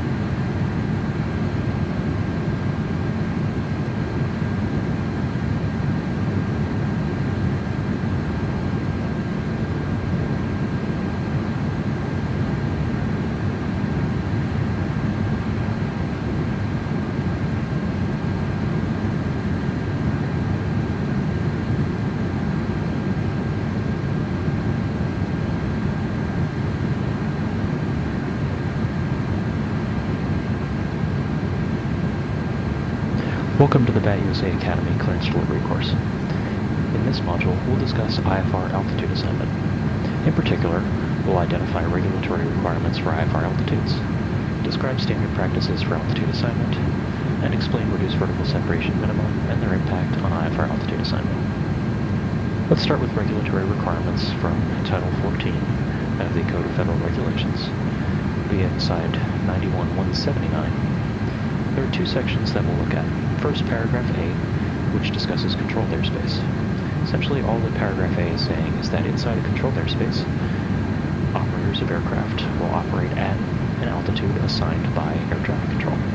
So what does that mean to us as controllers? That means that we are responsible for assigning aircraft their cruising altitude. In uncontrolled airspace, 91-179 talks in a little bit more detail, and in particular describes the direction of flight rules, meaning what altitude should you fly is dependent on the magnetic course. Do we as controllers really care about uncontrolled airspace? Not really, but these general principles are going to guide how we work in the future. We'll talk about that in the next couple slides. Some other regulatory requirements include the 7110.65, Section 4-5, and its subsections 451 and 452. 451 discusses vertical separation minimum, meaning how far apart do the airplanes need to be vertically. That's a good guidance chapter for you to understand why we assign the altitudes that we do. We'll discuss a little bit of that in this module. 452 explains a lot of the direction of flight rules that we're going to spend much of our time talking about today. There are also a few others that we'll include at the end of this module so that you can go and improve your understanding of the general process. Let's talk about some standard practices for altitude assignment. First, altitude for direction of flight is something that you'll hear a lot. That is, generally speaking, one of our most guiding principles as far as what altitude do we assign to aircraft at their cruise altitude or their cruise flight level. If you recall from 91-179B, we discussed very briefly that these are dependent on magnetic course. So if you see on this image over here, provided by ICAO, courses between 360 degrees and 179 degrees, altitude should generally be assigned odd, meaning that they should start with an odd number. Important.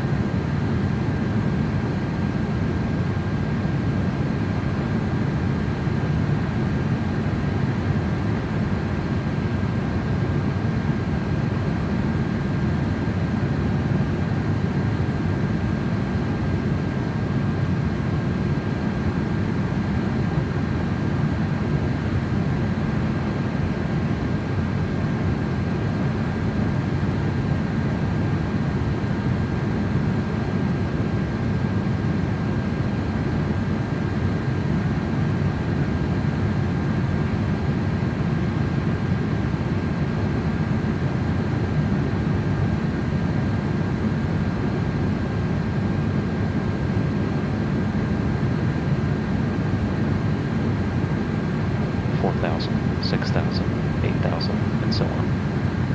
The result of this is that we end up with 1,000 feet of separation between aircraft operating in opposite directions. That might be a little bit hard to visualize, so let's use this bold method image that's provided to us. You can see that an aircraft operating at 3,000 is operating in an eastbound direction, while the operating aircraft at 4,000 is operating in the westbound direction. This means that even if all of these aircraft depicted here cross paths at the same time, all aircraft will be at least 1,000 feet separated. This is, generally speaking, our minimum standard for altitude separation, and we'll discuss some of that here in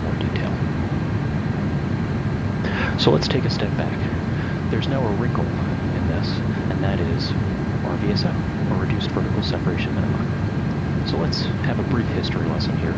RVSM has been around for several years now, and its goal was to reduce the vertical separation minimum from a standard of 2,000 feet to 1,000 feet within the confines of RVSM airspace. Why was it 2,000 feet before? Well, because historical altimeters were not as accurate as they needed to be to ensure safe separation of aircraft as you increased in altitude. So, because accuracy decreased with height, they were unwilling to risk aircraft getting too close to each other, and so the minimum standard separation was 2,000 feet vertically. You can see that on this diagram here from Bold Method, which looks similar to the diagram on the previous slide, but has that 2,000 feet of separation instead of 1,000 feet. However, as time went on and we introduced more accurate altimeters, usually as a result of accurate air data computers and autopilots, regulators were willing to reduce those separation standards from 2,000 feet to 1,000 feet. This allows us to improve the efficiency of airspace, which looks like this. So with the new rules in place, we went from that obnoxious 2,000 feet of separation and doubled our airspace capacity by allowing aircraft to work at only 1,000 feet of separation, just like we were doing with that original diagram at the low levels. You'll notice that both of these diagrams started at flight level 290 and stopped at flight level 410. That's because this is the boundary for RVSM airspace. The bottom altitude of RVSM airspace is flight level 290, and the top altitude is flight level 410. Practically speaking, this means that generally we only need about 1,000 feet of separation from the surface all the way up to flight level 410 for RVSM aircraft. This means that all the way up to flight level 410, eastbound altitudes are odd, and westbound altitudes are even. For non-RVSM aircraft, though, because we start RVSM at flight level 290, we will require 2,000 feet of separation starting at 290. However, when we get to flight level 410, that's now the top of RVSM airspace. We're no longer able to use that 1,000 feet reduced vertical separation minimum. So now it is required for 2,000 feet of separation to exist for all aircraft, regardless of whether or not they are RVSM equipped or not. That means that flight level 410 is the last eastbound altitude. And then from there, all altitudes will increase by 2,000 feet. So 410 is the last eastbound altitude. The next westbound altitude increases by 2,000, and that's flight level 430. To go back eastbound, the next eastbound altitude also increases by 2,000, and is flight level 450. Pretty straightforward.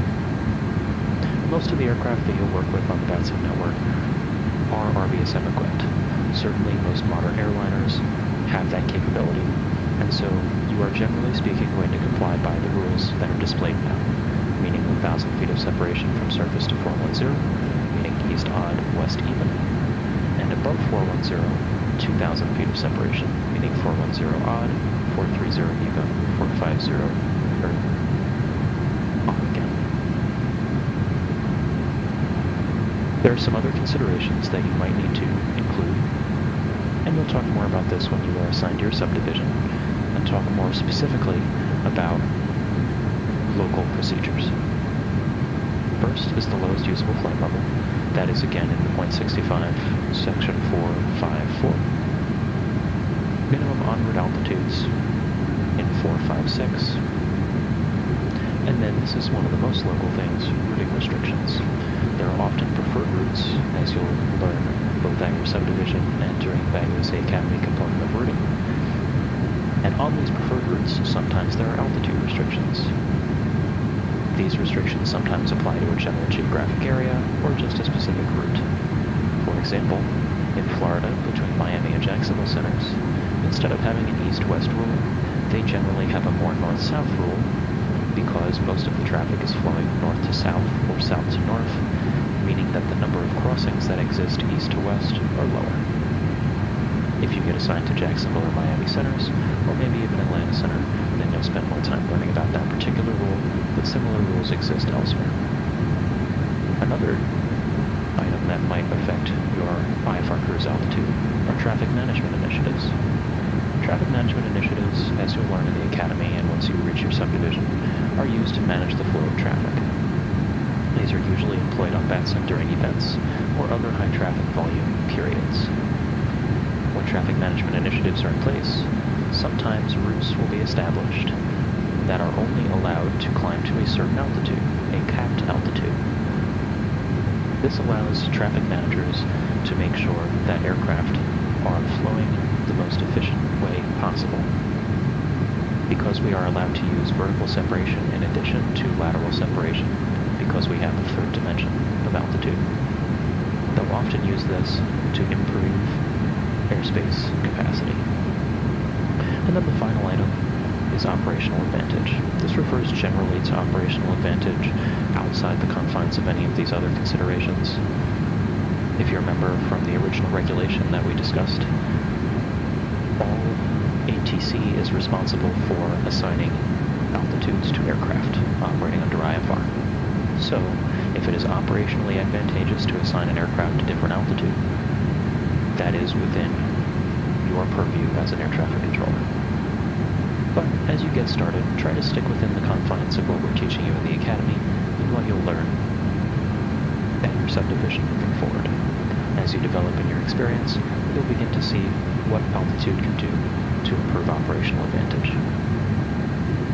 In summary, we discussed the regulatory requirements for IFR altitudes, both at 91.179 and in 7110.65. We examined standard practices for altitude assignment, and we introduced the reduced vertical separation minimum concept and its impact on IFR altitude assignment.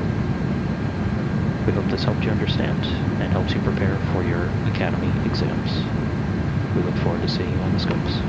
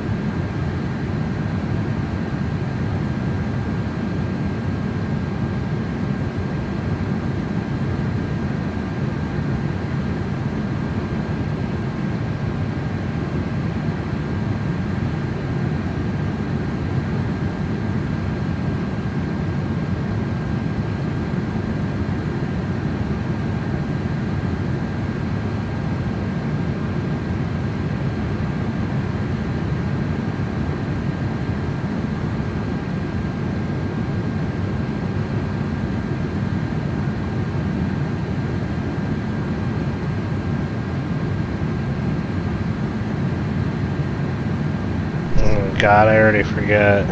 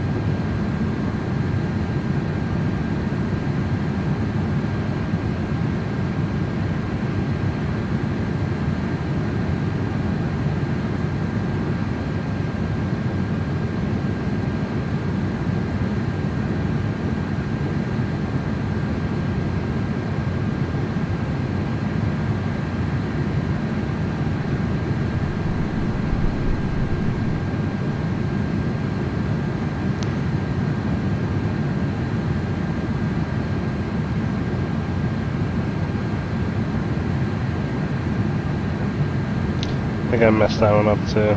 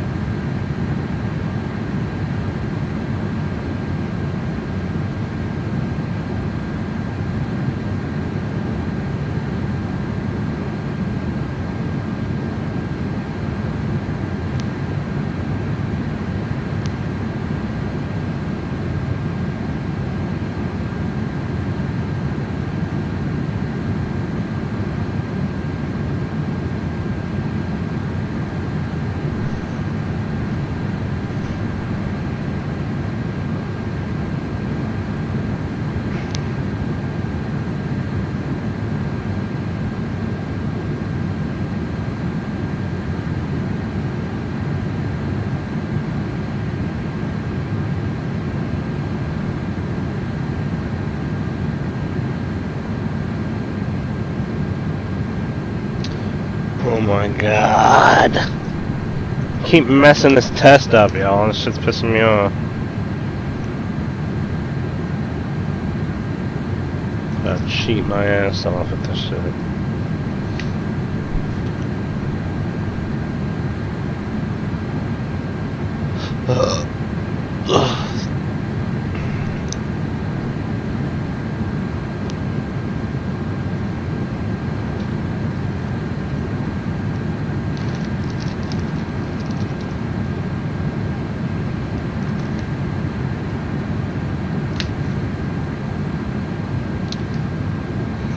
That pen does not work.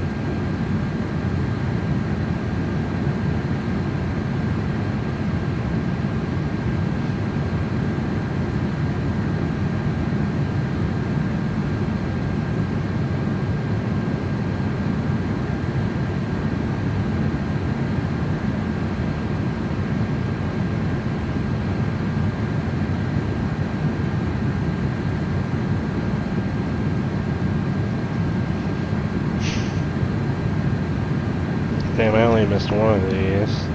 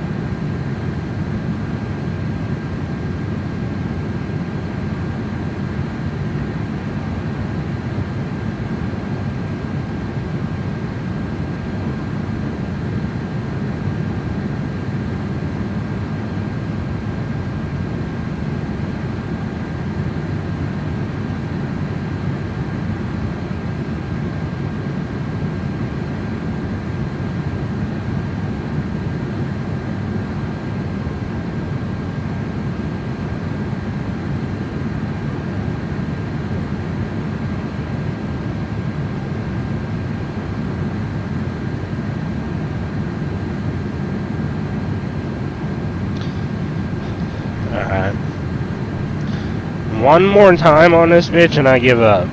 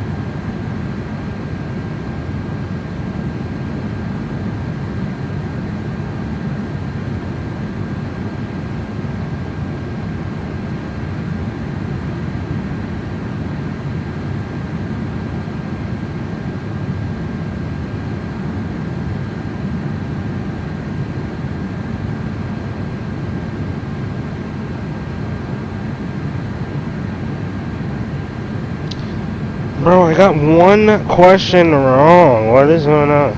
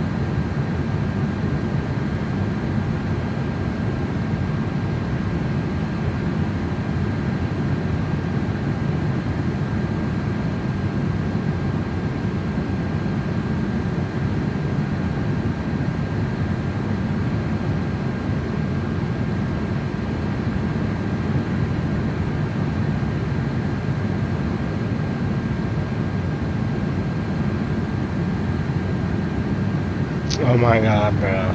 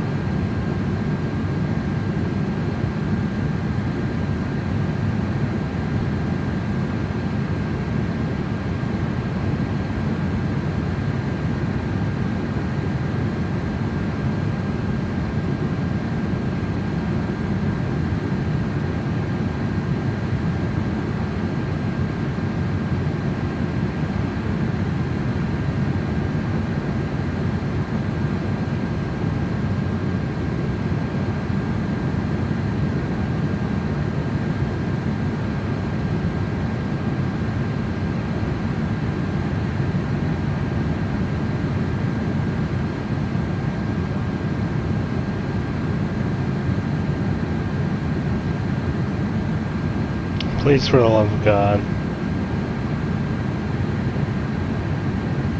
Oh, Jesus.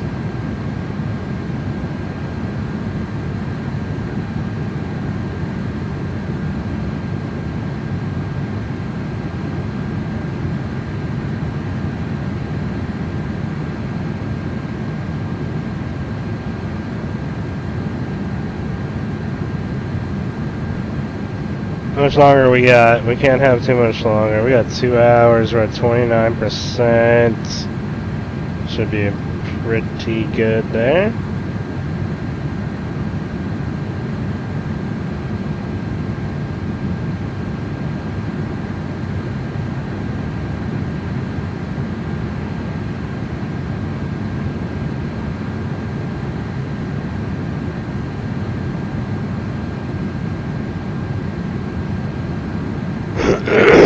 Alright, frequency. First, we can see that the aircraft will be speaking to after it leaves the tower's airspace. It is important to get this right as towers will often only tell an aircraft to contact the commercial without specific.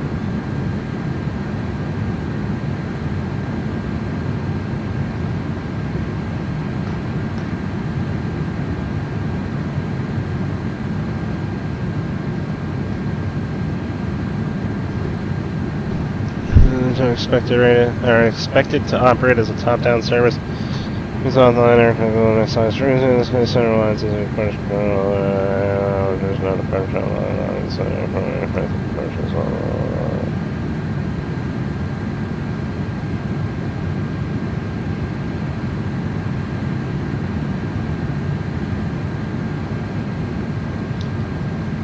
transponder, this is one I need to figure out. Used to broadcast.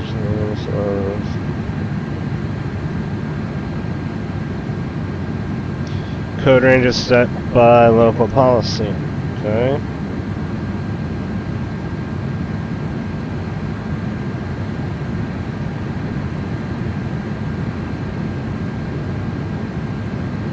Marine bags.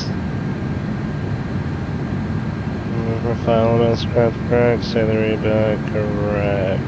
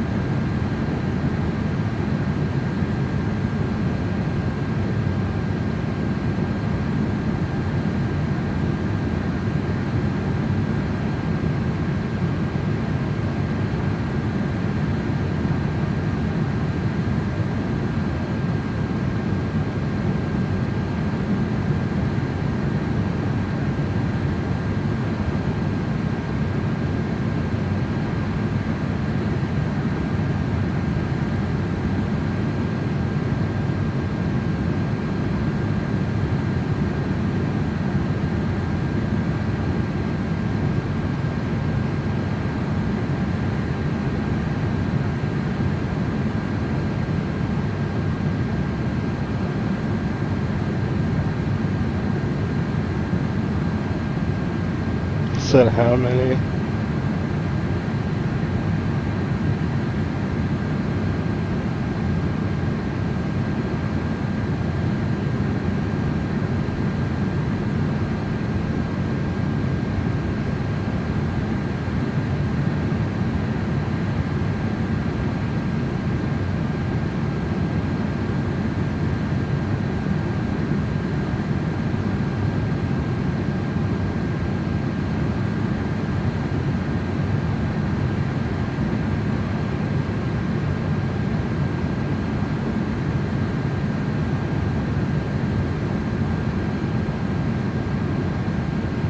Dang it! Plus F, I knew it was golf. It's all good.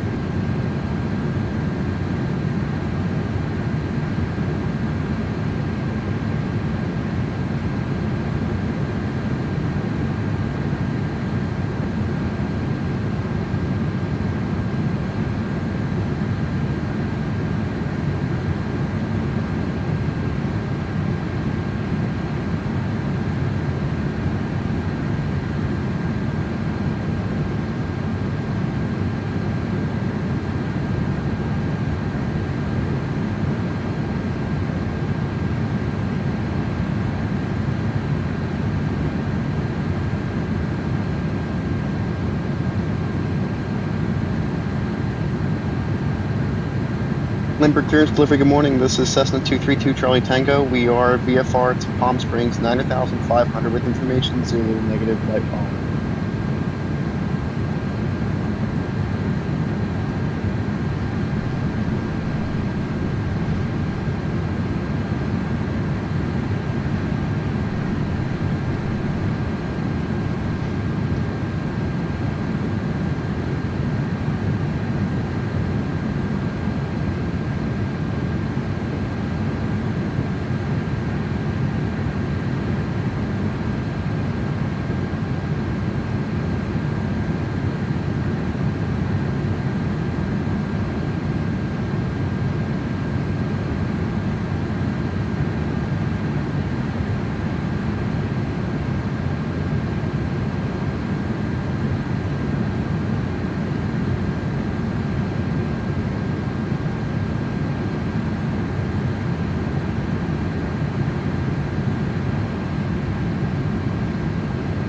Palm Springs Clearance Delivery, hello, this is Cirrus 503 Mike.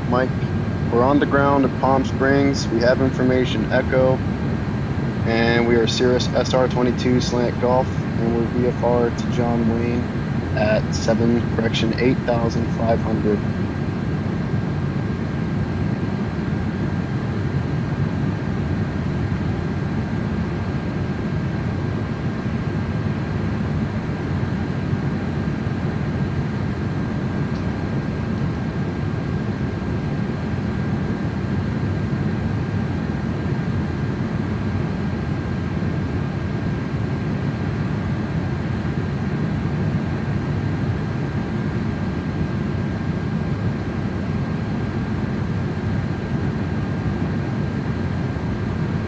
Santa Barbara Clearance Delivery, good morning. This is TBM 1908 Alpha Lima with information Charlie will be a part of Santa Monica 5,500 negative flight following.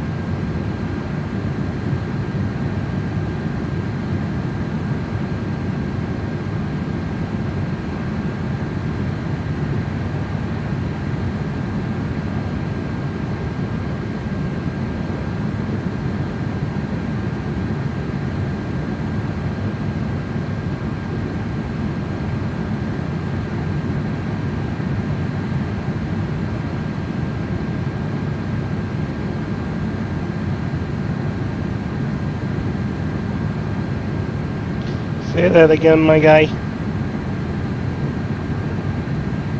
Santa Barbara Clearance Delivery, good morning. This is TBM 1908 Alpha Lima with information Charlie will be a part of Santa Monica 5,500 negative flight following.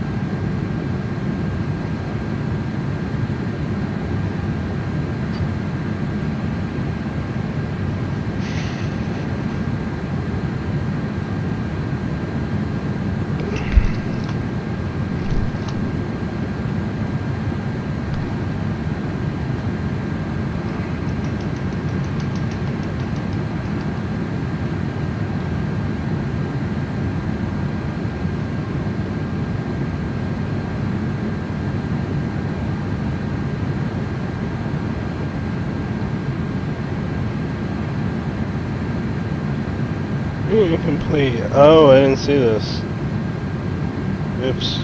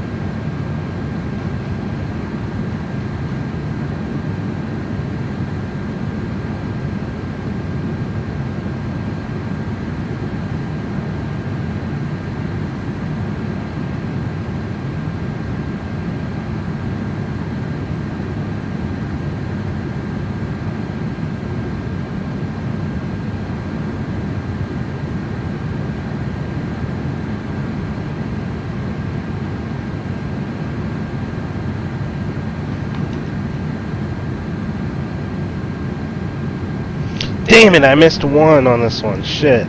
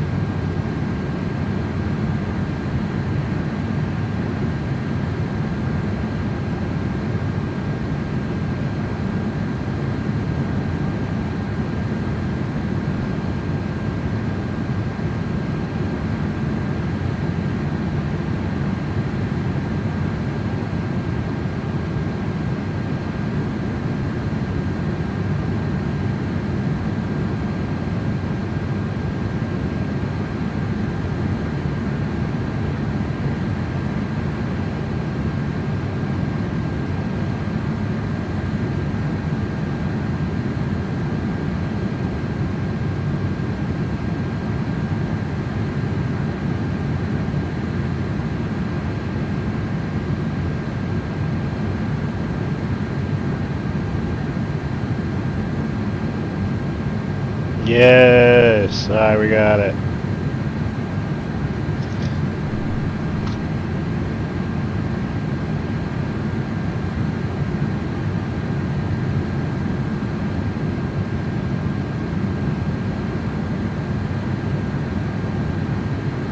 So Delta is the least busiest.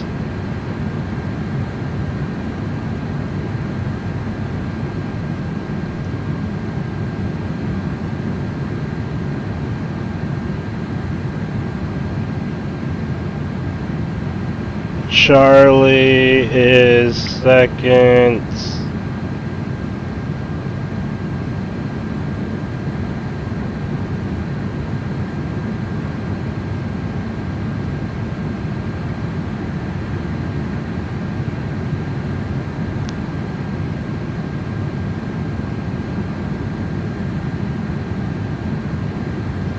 Bravo.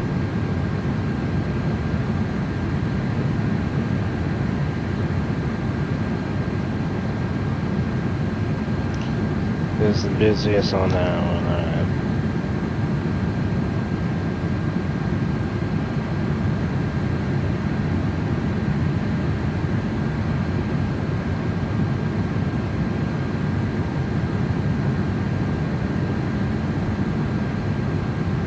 Hour 45 to go, y'all. We hauling. Silverstone, welcome. Sorry, I'm doing my VATSIM training for ATC.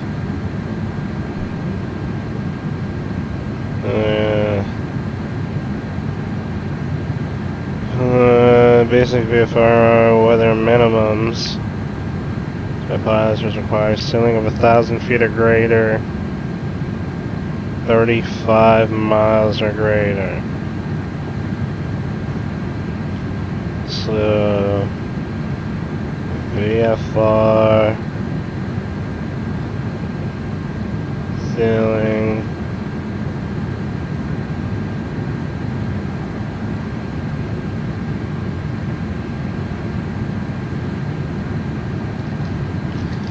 5 miles.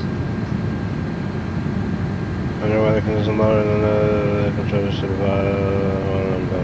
Okay.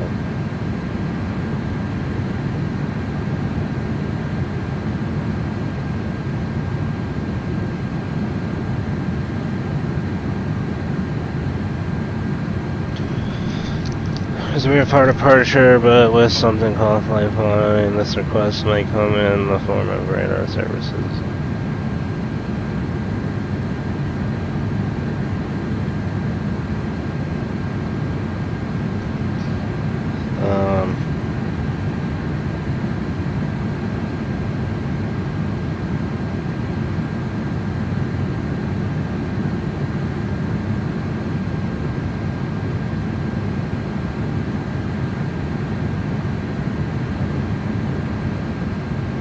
Okay.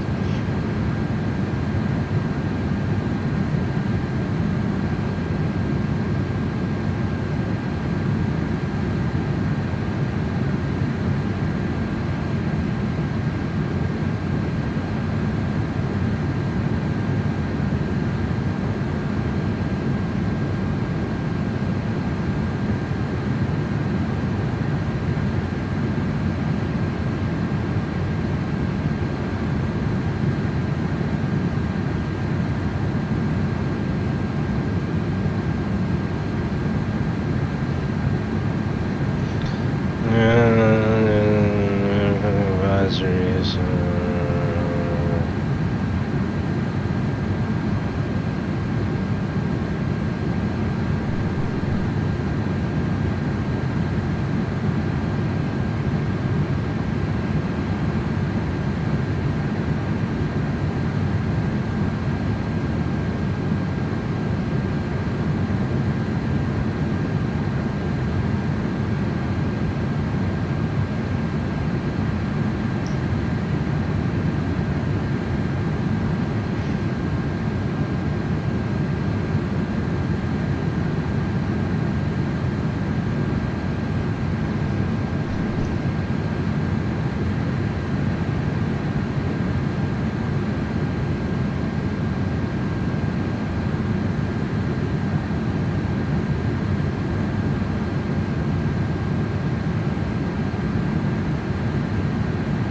Okay, DC.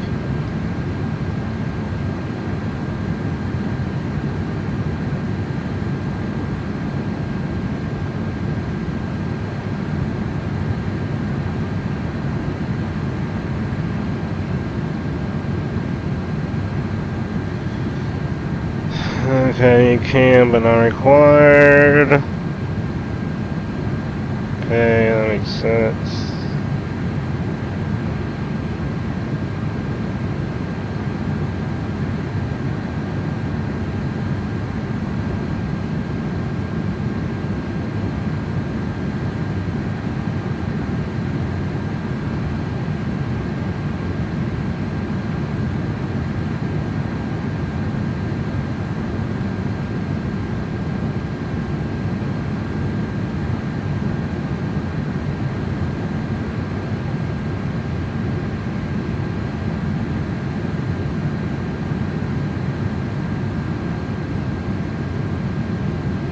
We are almost done with this training, y'all. We're almost there.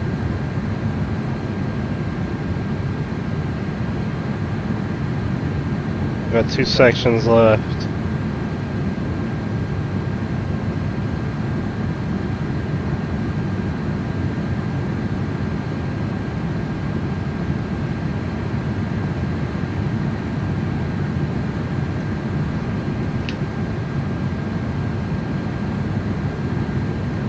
Terminal means a lot.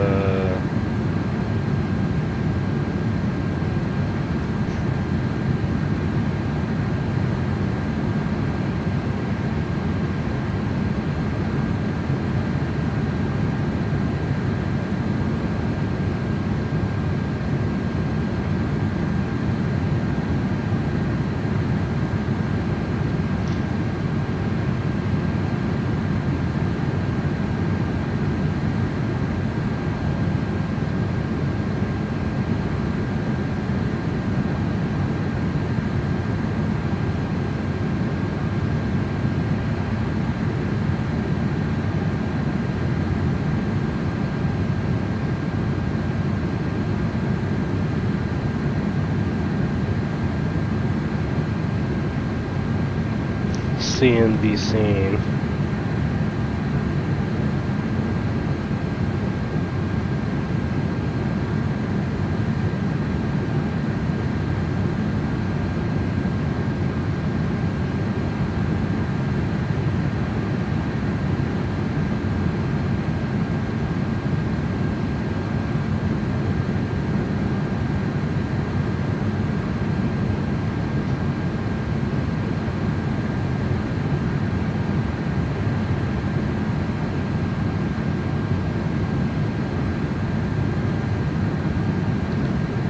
Alright, we're on to the final section. Ground control.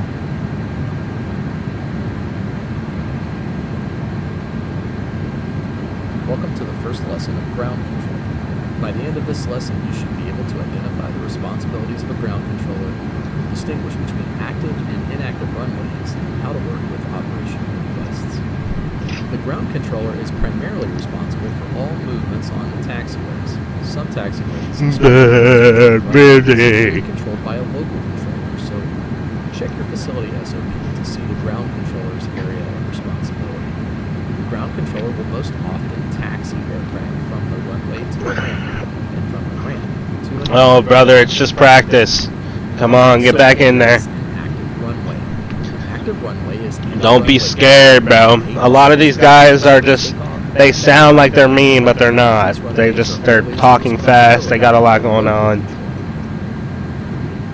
You can always put in the remarks that you're new, and they'll be easy with you. Or maybe the opposite direction to those being used for takeoff and landing. For example, if runway 36 is active, runway 18 is inactive. Remember that this would be the same physical pavement. The only difference is that aircraft will operate in different directions. Inactive runways may only be used by the ground controller without coordination if allowed by the facilities SOP.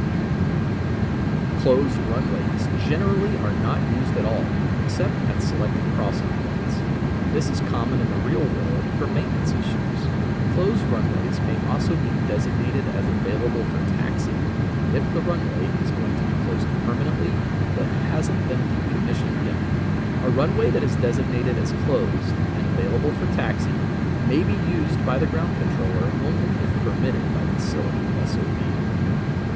At larger or busier airports, it may be common to see a runway designated for departure use only, a separate one for arrivals only.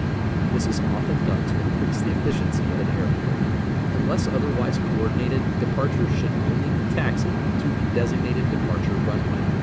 Additionally, some airports may have a facility SOP that requires use of a certain runway for aircraft that are going in a particular direction, so make sure you know where you are supposed to taxi an aircraft. More information on this will be provided in the lesson on departure sequencing. If an aircraft needs a runway that is either not a departure-only runway, or maybe the wrong runway for the direction the aircraft is going, you must obtain approval from the appropriate controller. It is common for heavy aircraft to request the longest runway for takeoff for operational reasons. Pilots who are significantly closer to one runway may also request to use that closer runway. Only after gaining approval should you taxi an aircraft to a non-standard departure runway. At larger airports with large ramps, you may see ramp controller positions. These are either airline or airport employees rather than actual controllers in the tower cab. They are responsible for the ramp surfaces. They will often give aircraft pushback instructions and taxi instructions to the edge of the non-movement area. Arriving aircraft also talk with ramp controllers before entering the ramp. Ground metering, on the other hand, is a controller in the tower cab. They are responsible for balancing runway demand at large airports and may issue meters to aircraft in order to accomplish this. They may also issue ground delay programs according to the facility, standard operating procedure, and traffic management unit requirements. You should now have a general understanding of the responsibilities of a ground controller, the difference between active and inactive runways, and how to work with operational requests.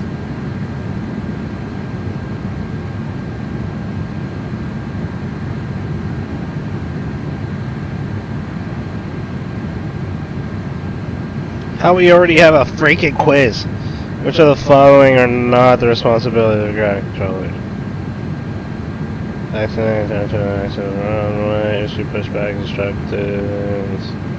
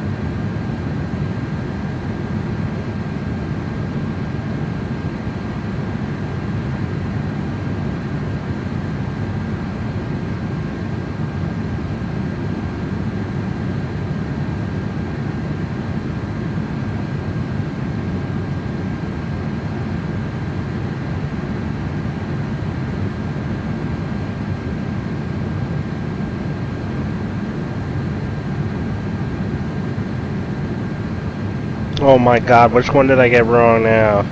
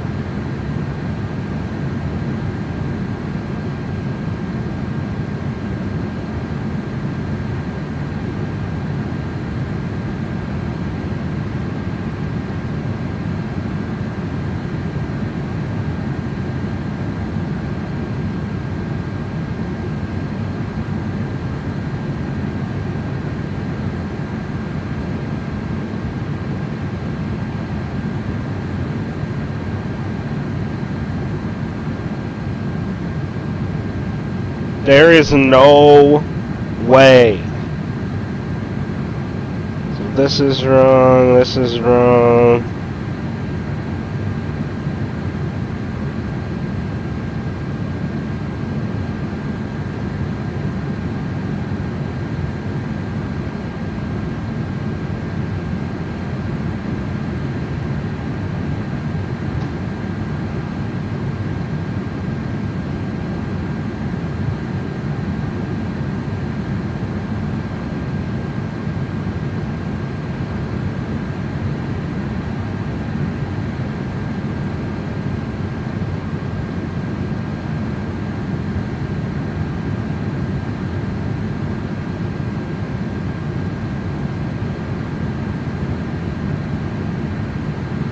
Gotta be A, C, and D then. What the fuck? How does that make any sense?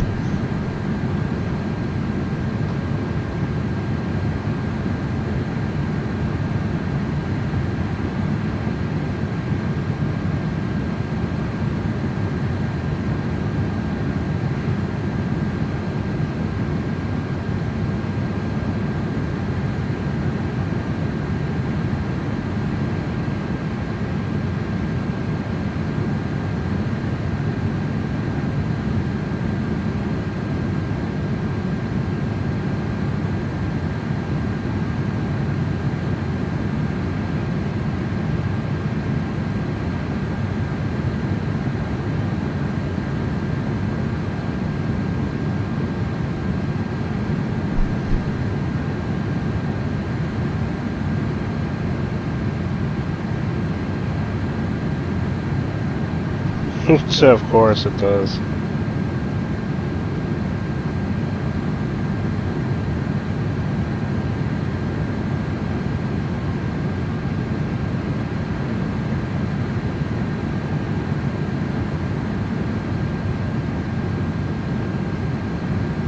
How am I supposed to complete it if it's not gonna let me?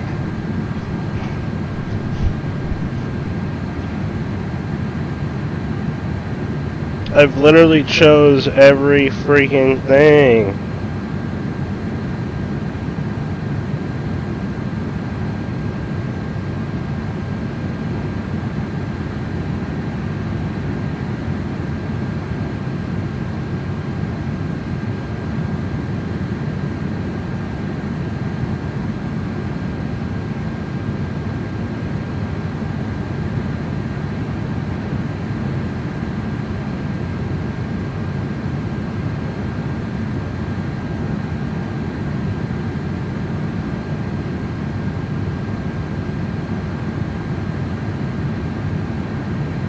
Alright, I guess we're done for today until I figure that out.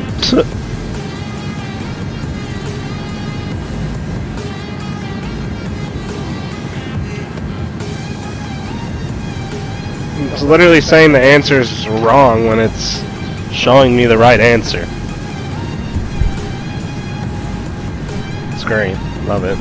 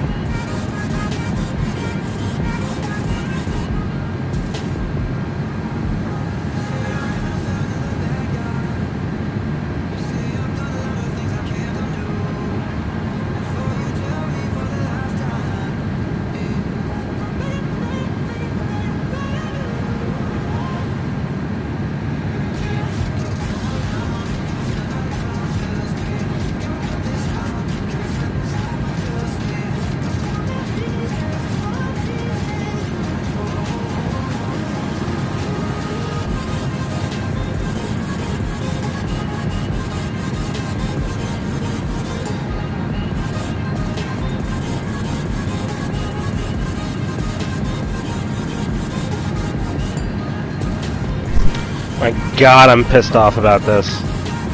I was almost done with it. 6:39 to go. We're at 23%. That's a little bit lower than I'd like, but we had a nasty headwind that came out of nowhere, so yeah.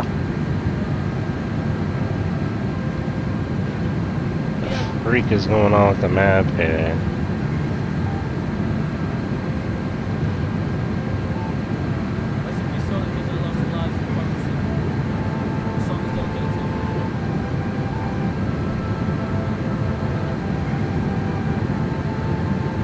Oh, now look, everything's fucking popping up.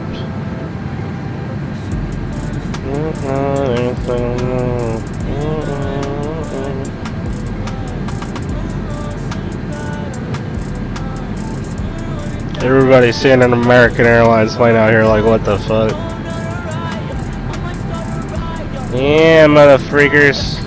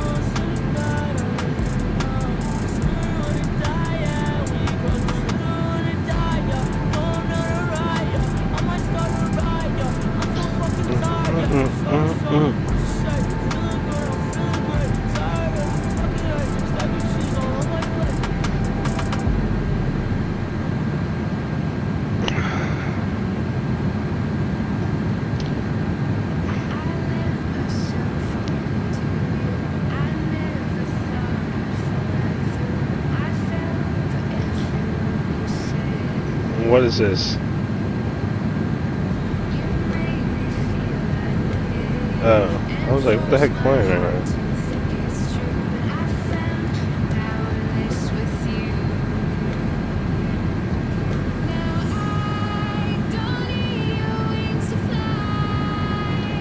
Oh yeah, we getting early. Hour 9, 9:33. We getting on the list with that, longest flights. Let's just hope we can butter the freak out of this. I need some butter. If they're starting that early.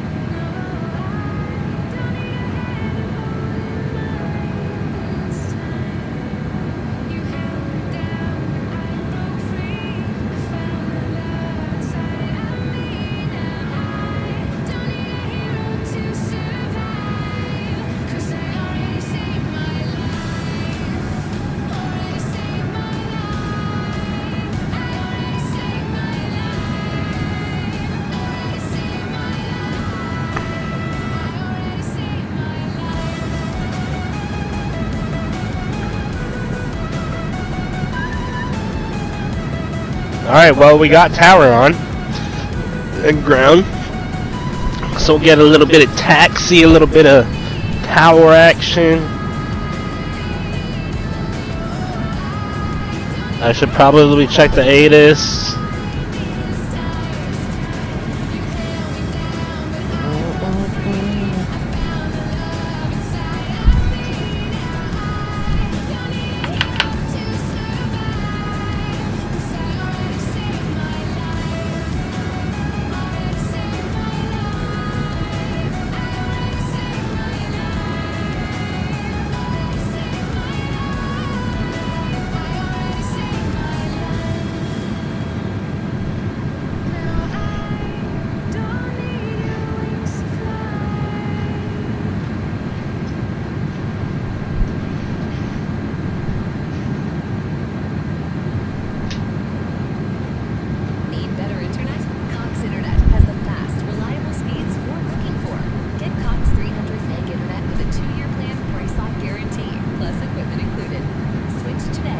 heck did I put my lighter at?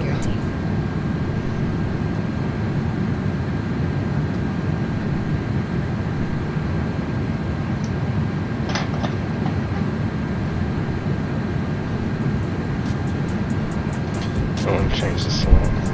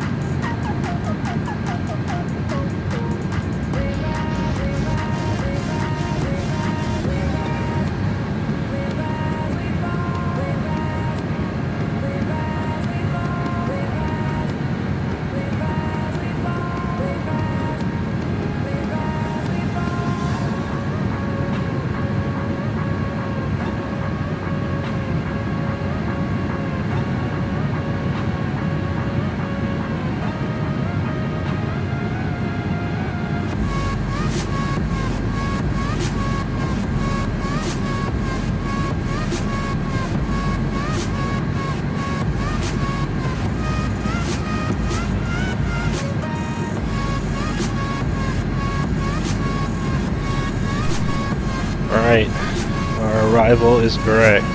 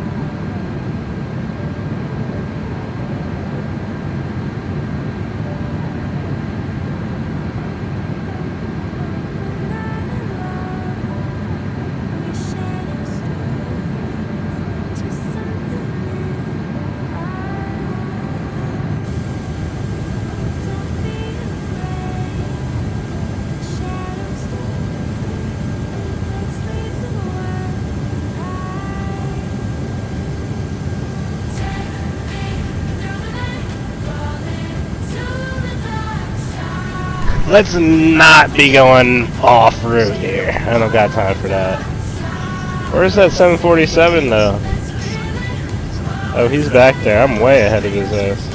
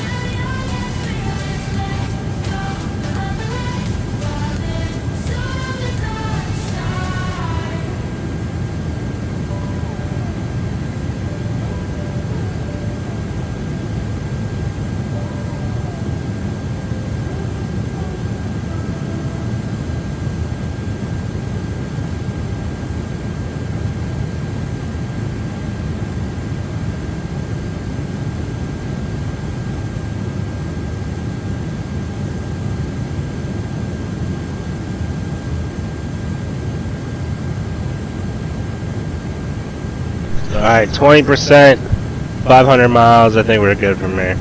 Should be straight. 57 minutes, though.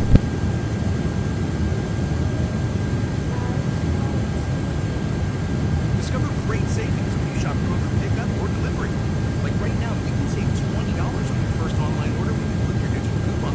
Place your order online and save $20. Try it today. Kroger, fresh for everyone. Eczema flares never show up at a good time. But with Atlas, I can flare less. A treatment for moderate to severe eczema that gives me clearer skin that sticks around. So I can lean into FaceTime and itch relief can mean less time for interruptions. I can take as few as 6 doses a year. No topicals required. So anytime can be go time. Don't use if you're allergic to Evolus. Allergic reactions can occur that can be severe. Eye problems can occur. Tell your doctor if you have new or worsening eye problems. You should not receive a live vaccine treated with Evolus. Before starting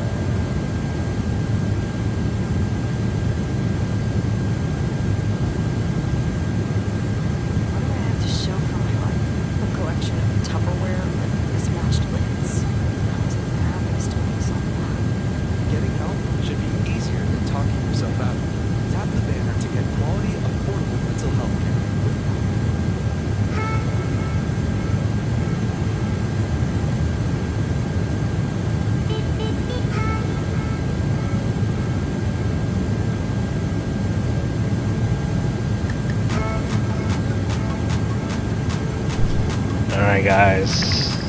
Let's see, what is... I need to zoom in more.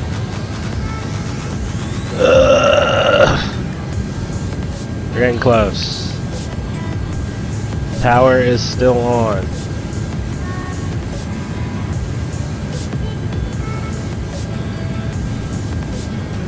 I don't even think I have this right.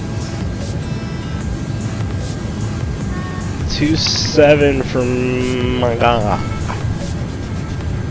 2.5 for input.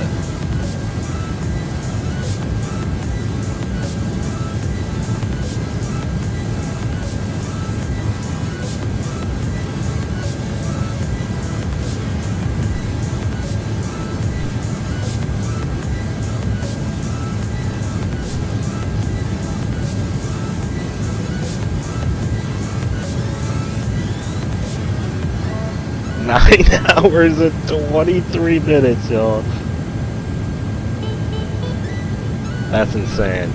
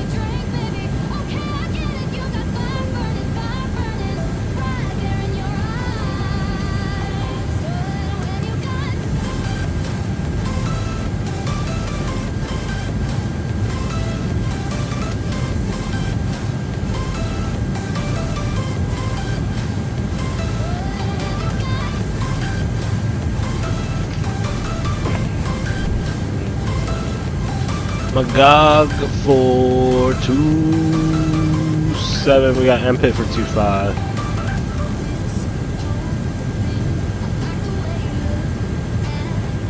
Descent time, y'all. We have made it. We're at 15%. We're getting a little bit low, but we got it. There's a bunch of fucking people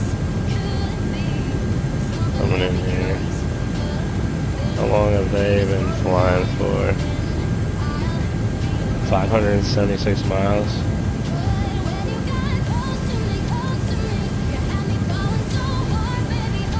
Manila. Everybody's coming from Manila, bro. There's nothing going on in Manila. What are y'all doing? Now I gotta slow down.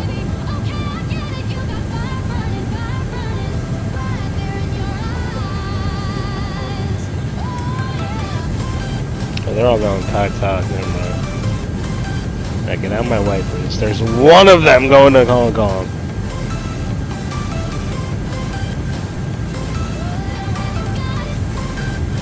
Alright, 2-5, let's go. Descent time.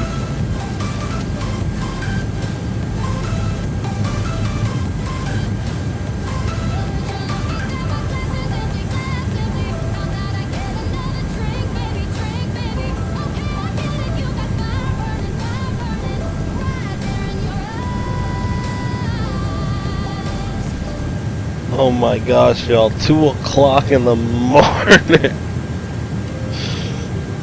Oh man, how many miles have we gone? 43.95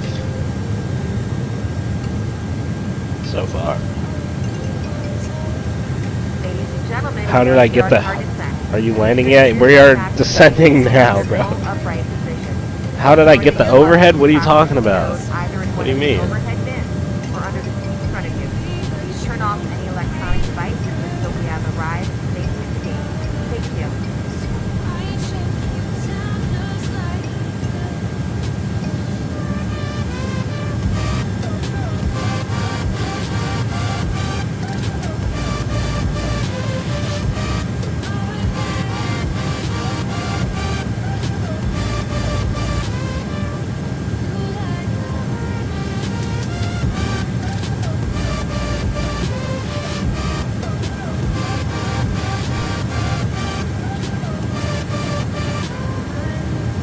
Okay.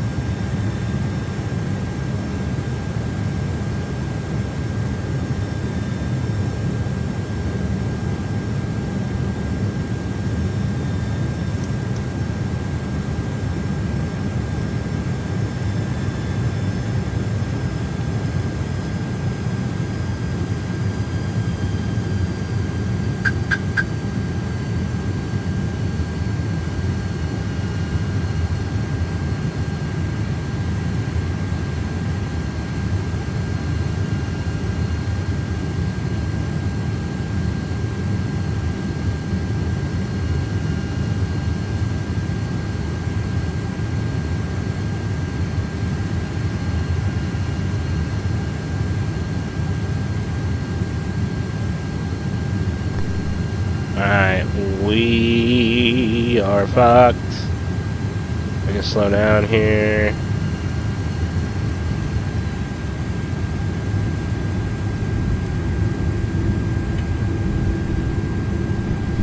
We're back.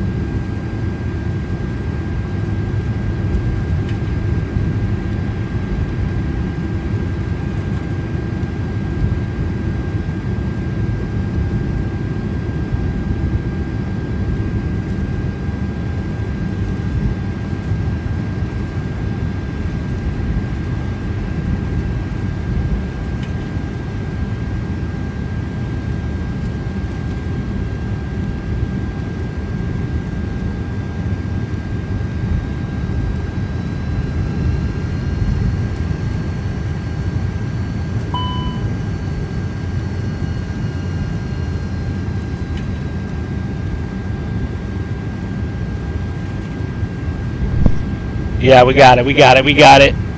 I had a phone call in the middle of that. Let's tune up tower here. 1184. 1184.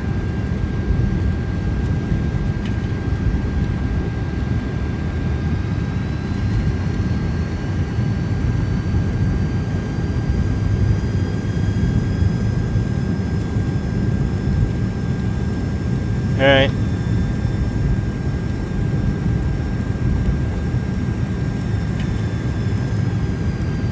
Slow 170, get the flaps out. I'll brake low.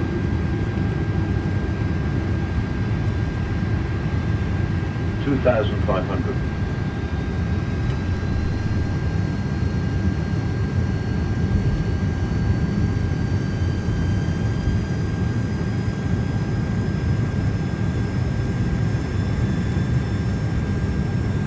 Six Golden Road, Hotel A, Hamilton Pond, and 2,000.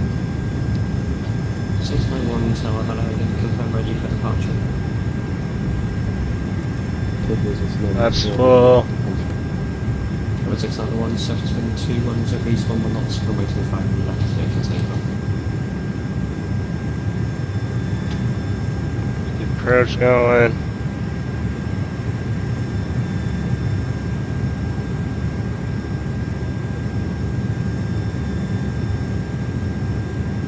Number 691 Tower. Aiming for 130. Tower, hello, American 824 Heavy. We are 7 miles out for ILS 25 Center. American 824 Tower, hello, surface wind 210 degrees, 1 knots, runway 25. 25% takeoff that. Clear land 25 Center, American 824 Heavy. 691 Tower. Echo 691 Hong Kong Tower. Cable 691 ready for departure. 691 surface wind 210 degrees, 1 knots, runway 25 left, clear for takeoff. Clear for takeoff. Cable 691. Here we go. After almost 10 hours, we're gonna get the 10-hour mark on this. 10 hours. Holy shit. Definitely the longest flight I've done. For sure. No floats. No floats. I got you. No floating. Spoilers are armed. Auto brakes armed. Lights are on.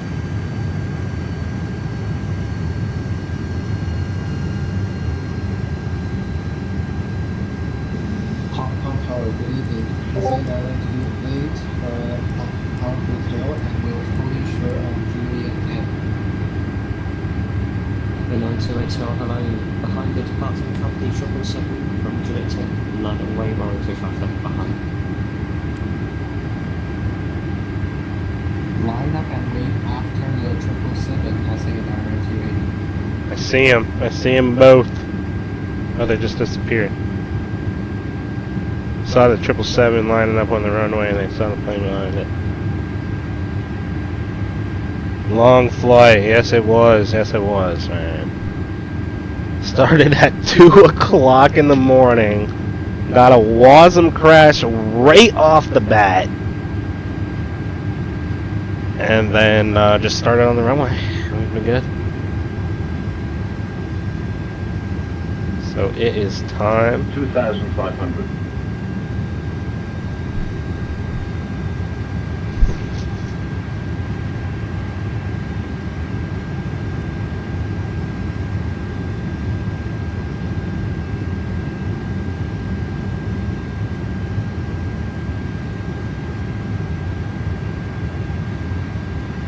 Time to make a nice buttery approach. 2,500. I gotta butter this. I gotta get on the list, bro. We already got a longest flight in. We need to get on the list for the FPM, bro. I'm gonna do my best here. If I float, I'm sorry. I'm just trying to get the FPM, honestly. 2,500. I'm not even gonna lie to you. Let's see what happens here.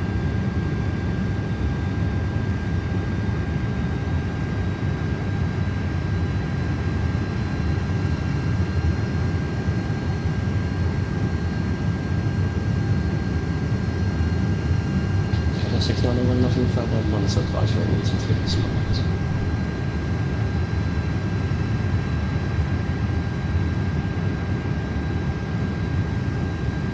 Boy, just... Hello 691, monitor advisory 123, passing right.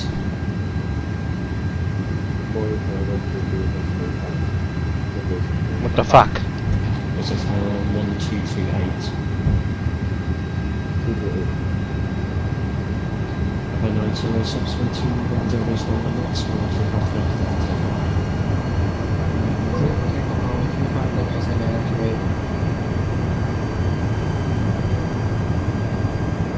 You're 25 left, my boy.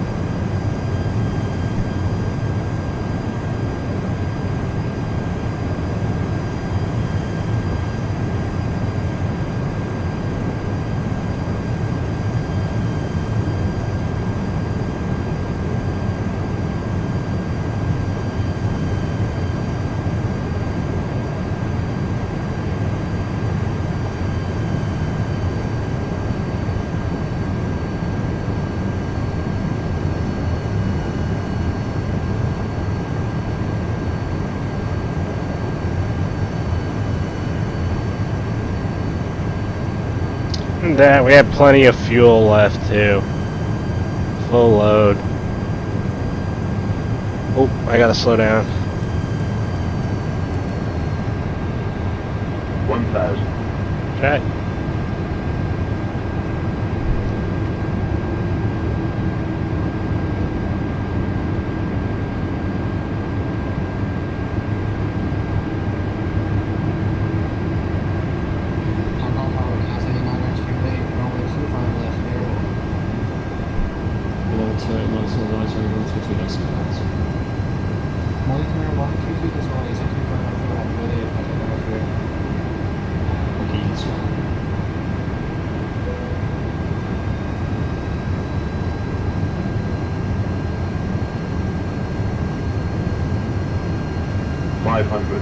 Ooh.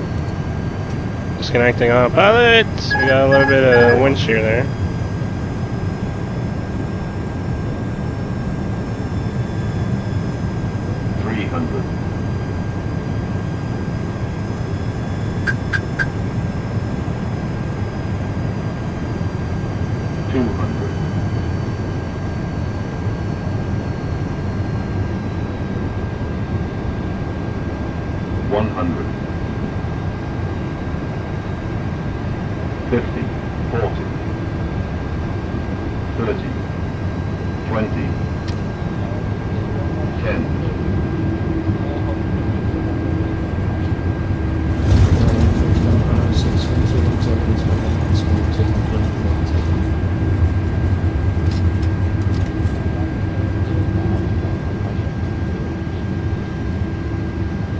Ah, that was nice, but I don't think that was it, y'all. That was nice.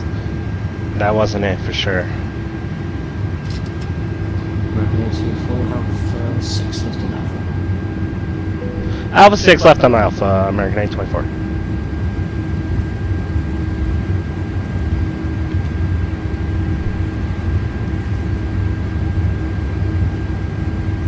Welcome, ladies and gentlemen. Please keep your seatbelt fastened until the captain has turned off the fasten seatbelt sign. Ensure you've gathered any personal belongings. Be careful when opening overhead bins, as luggage may have shifted around during the flight. If you need any assistance exiting the plane, please remain seated until all passengers have declaimed. We would be happy to assist you. On behalf of the crew, I thank you for choosing us, and we look forward to seeing you on future flights. Have a great evening.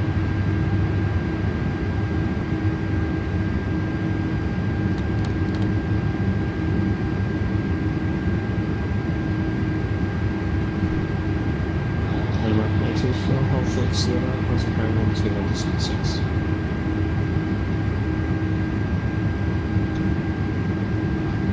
Sorry, you were slightly broken on that. Can you repeat for American 824? American 824, Alpha, hold short Sierra, closing carrying on 2126.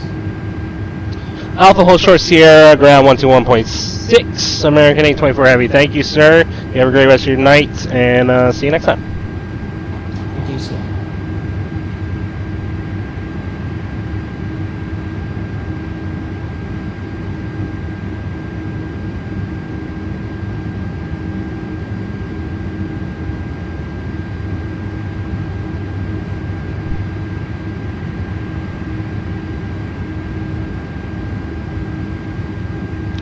Take our first right here onto Sierra. We'll hold short 121.6 for ground. Okay, got it. 121.6.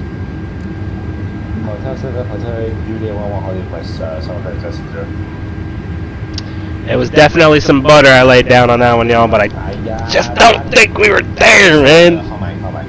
Sheesh. God, it's hard to pull off a 60, man. Especially an FS24. If it was FS20, I could have done it for sure, but,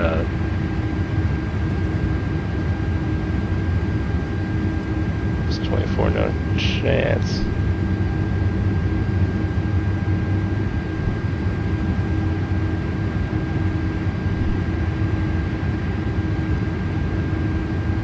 Ground, hello, American 824 Heavy. We're short Sierra, looking for taxi to gate. American 824 American for like return of Sierra. The CA5 Sierra Delta Delta 306. Sierra to 307 for American 824. Thank you, sir. You have a good rest of your night. See you next time.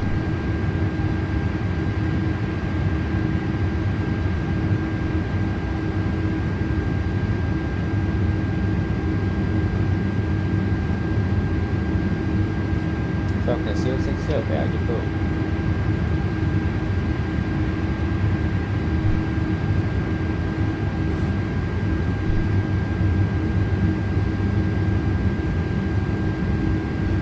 Alright, so one of these. Sorry, I had the point, but we'll make an immediate right here, sorry. Not this left, but the next left we want to turn right. So just to be clarified, you have the chart on board, right? I do have the chart on board, but yeah, sorry, I missed the podium, I missed the turn. Yeah, that's first left. And we want number 2.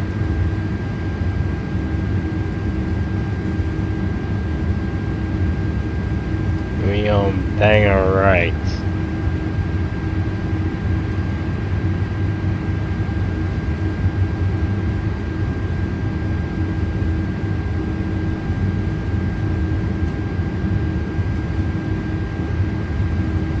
Right in the middle of number 2, so that should be this one right here. We'll take this right.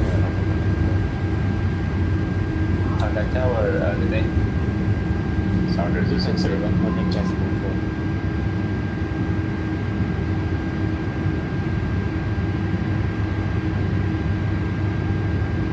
Sounder 060, number frequency 118 decimal 4.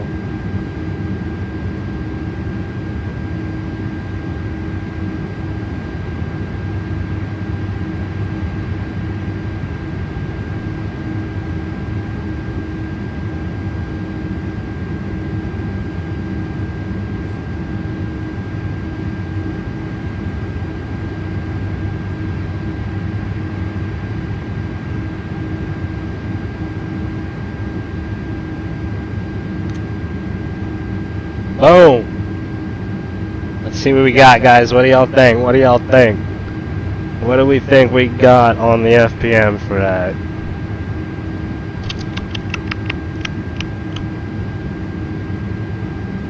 Hmm. 145. 145. Not bad. Some butter. That's some butter for sure. We'll watch the replays here in a sec.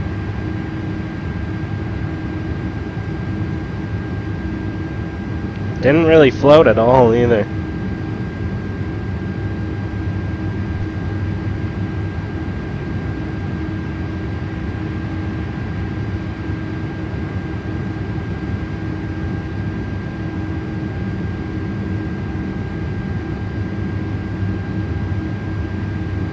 One 45.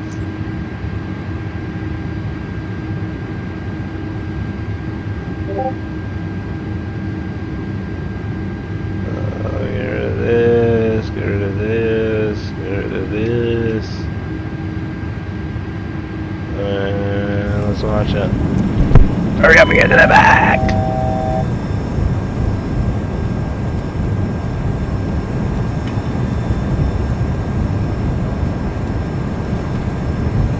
Definitely greased this one. I won't lie. It was a greaser.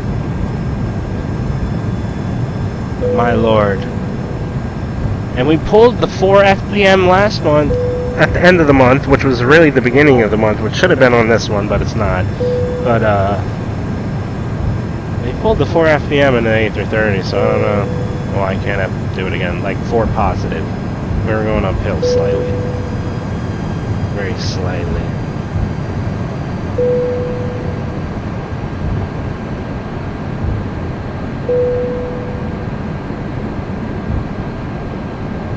This is definitely a greaser.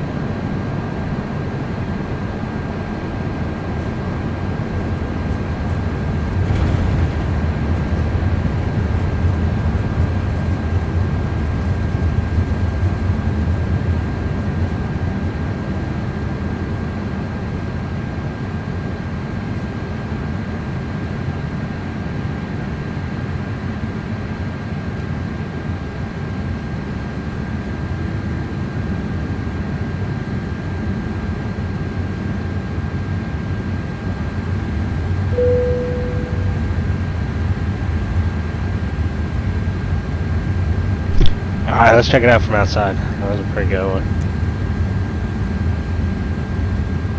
Anchorage to Hong Kong, y'all. That was a long ass mother-freaking flight. Holy shit. I'm gonna do another one tomorrow morning, so y'all better be ready. I'm doing another one, I don't give a shit! It's kinda fun, I'm not gonna lie.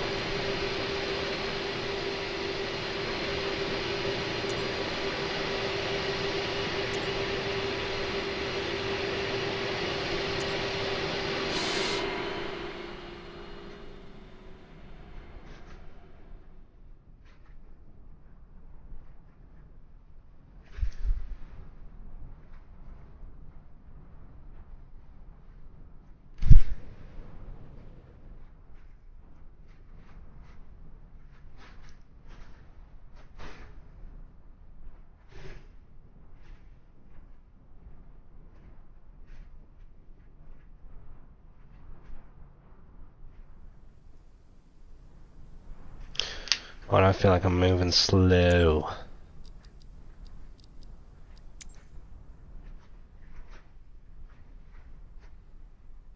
The fuck is this thing? Y'all see that? Oh, it's all apartment buildings. Oh. I thought this was all like one building.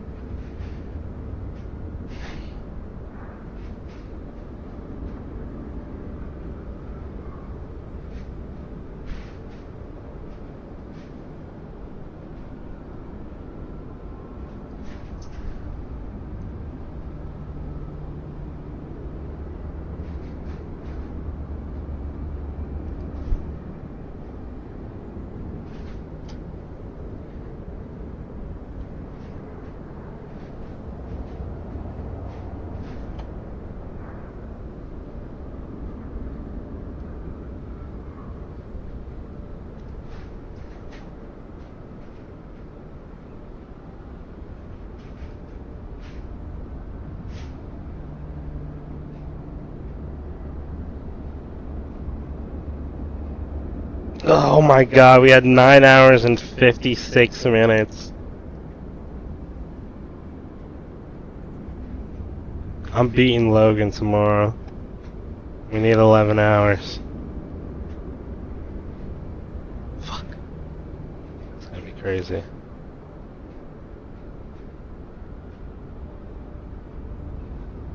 We're at number 4 on the longest flights flown, and number 1 on the most hours flown. I'm really trying desperately to get on the best landing rating. We need 60. I mean, shit. Yeah, 65 or better.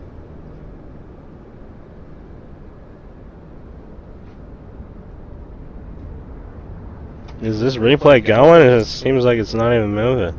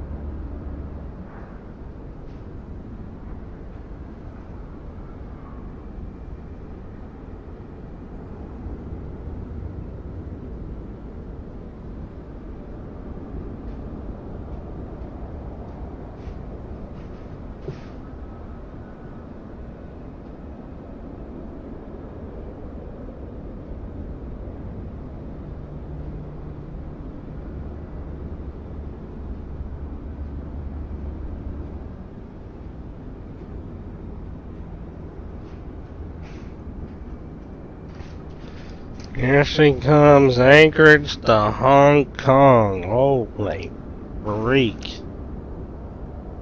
9:56. I'm about to get a longer one tomorrow.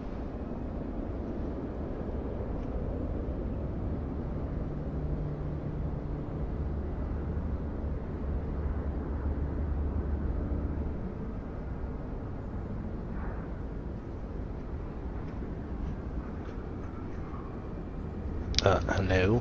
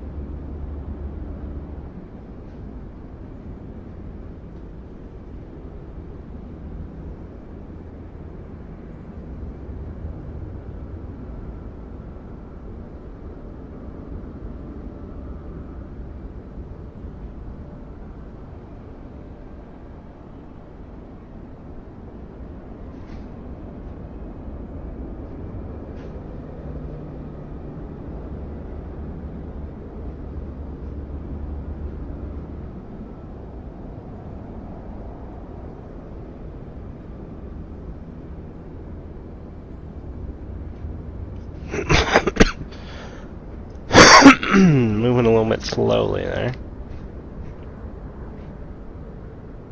Speed might be off on the replay.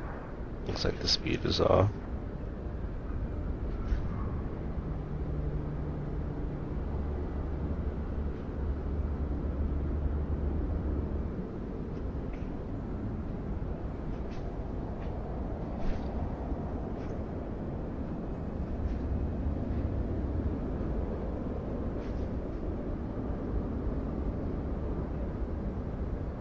There it goes. Man, landing lights are off. I should have turned those on before. Good. See shit.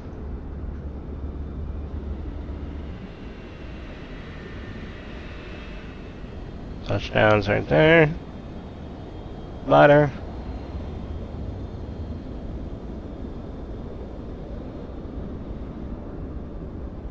First thrust isn't showing.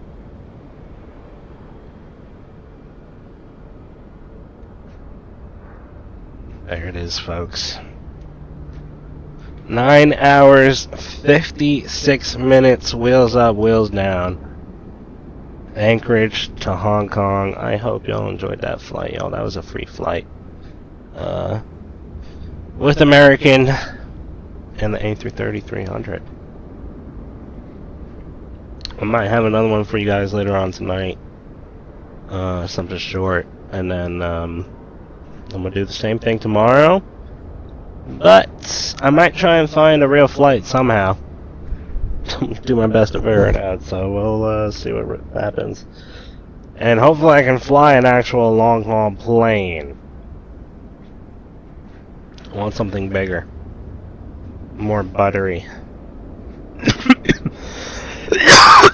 Even though the A330 is the butter machine. I'm thinking 777, A350, 74. Something like that. Maybe even the A380. If I can buy it, we'll see. But I hope y'all enjoyed that flight from Anchorage to Hong Kong. That was definitely a long one for us. Departed at 2 o'clock in the morning. And got here at about, what, 1:45, 1:40, somewhere around there. PM in the afternoon. I definitely slept for a while. But it was fun nonetheless. So I hope y'all enjoyed as much as I did. If you did, make sure y'all leave a thumbs up. Sub if you're new, comment, share. And get ready for tomorrow's, because it's going to be a big one.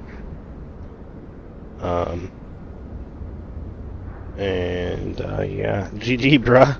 GG, bruh. You missed the whole thing, bro. I've been live for freaking 10 hours flying, and you missed all of it. GG's, bro. That's a perfect name for you, my dude. Make sure you tuned in for tomorrow, because we're doing another one. But yeah, that's it for now, guys. Enjoy the rest of y'all's night. Night? What the fuck? It's afternoon. I almost thought it was nighttime. See, I'm all thrown off from this flight.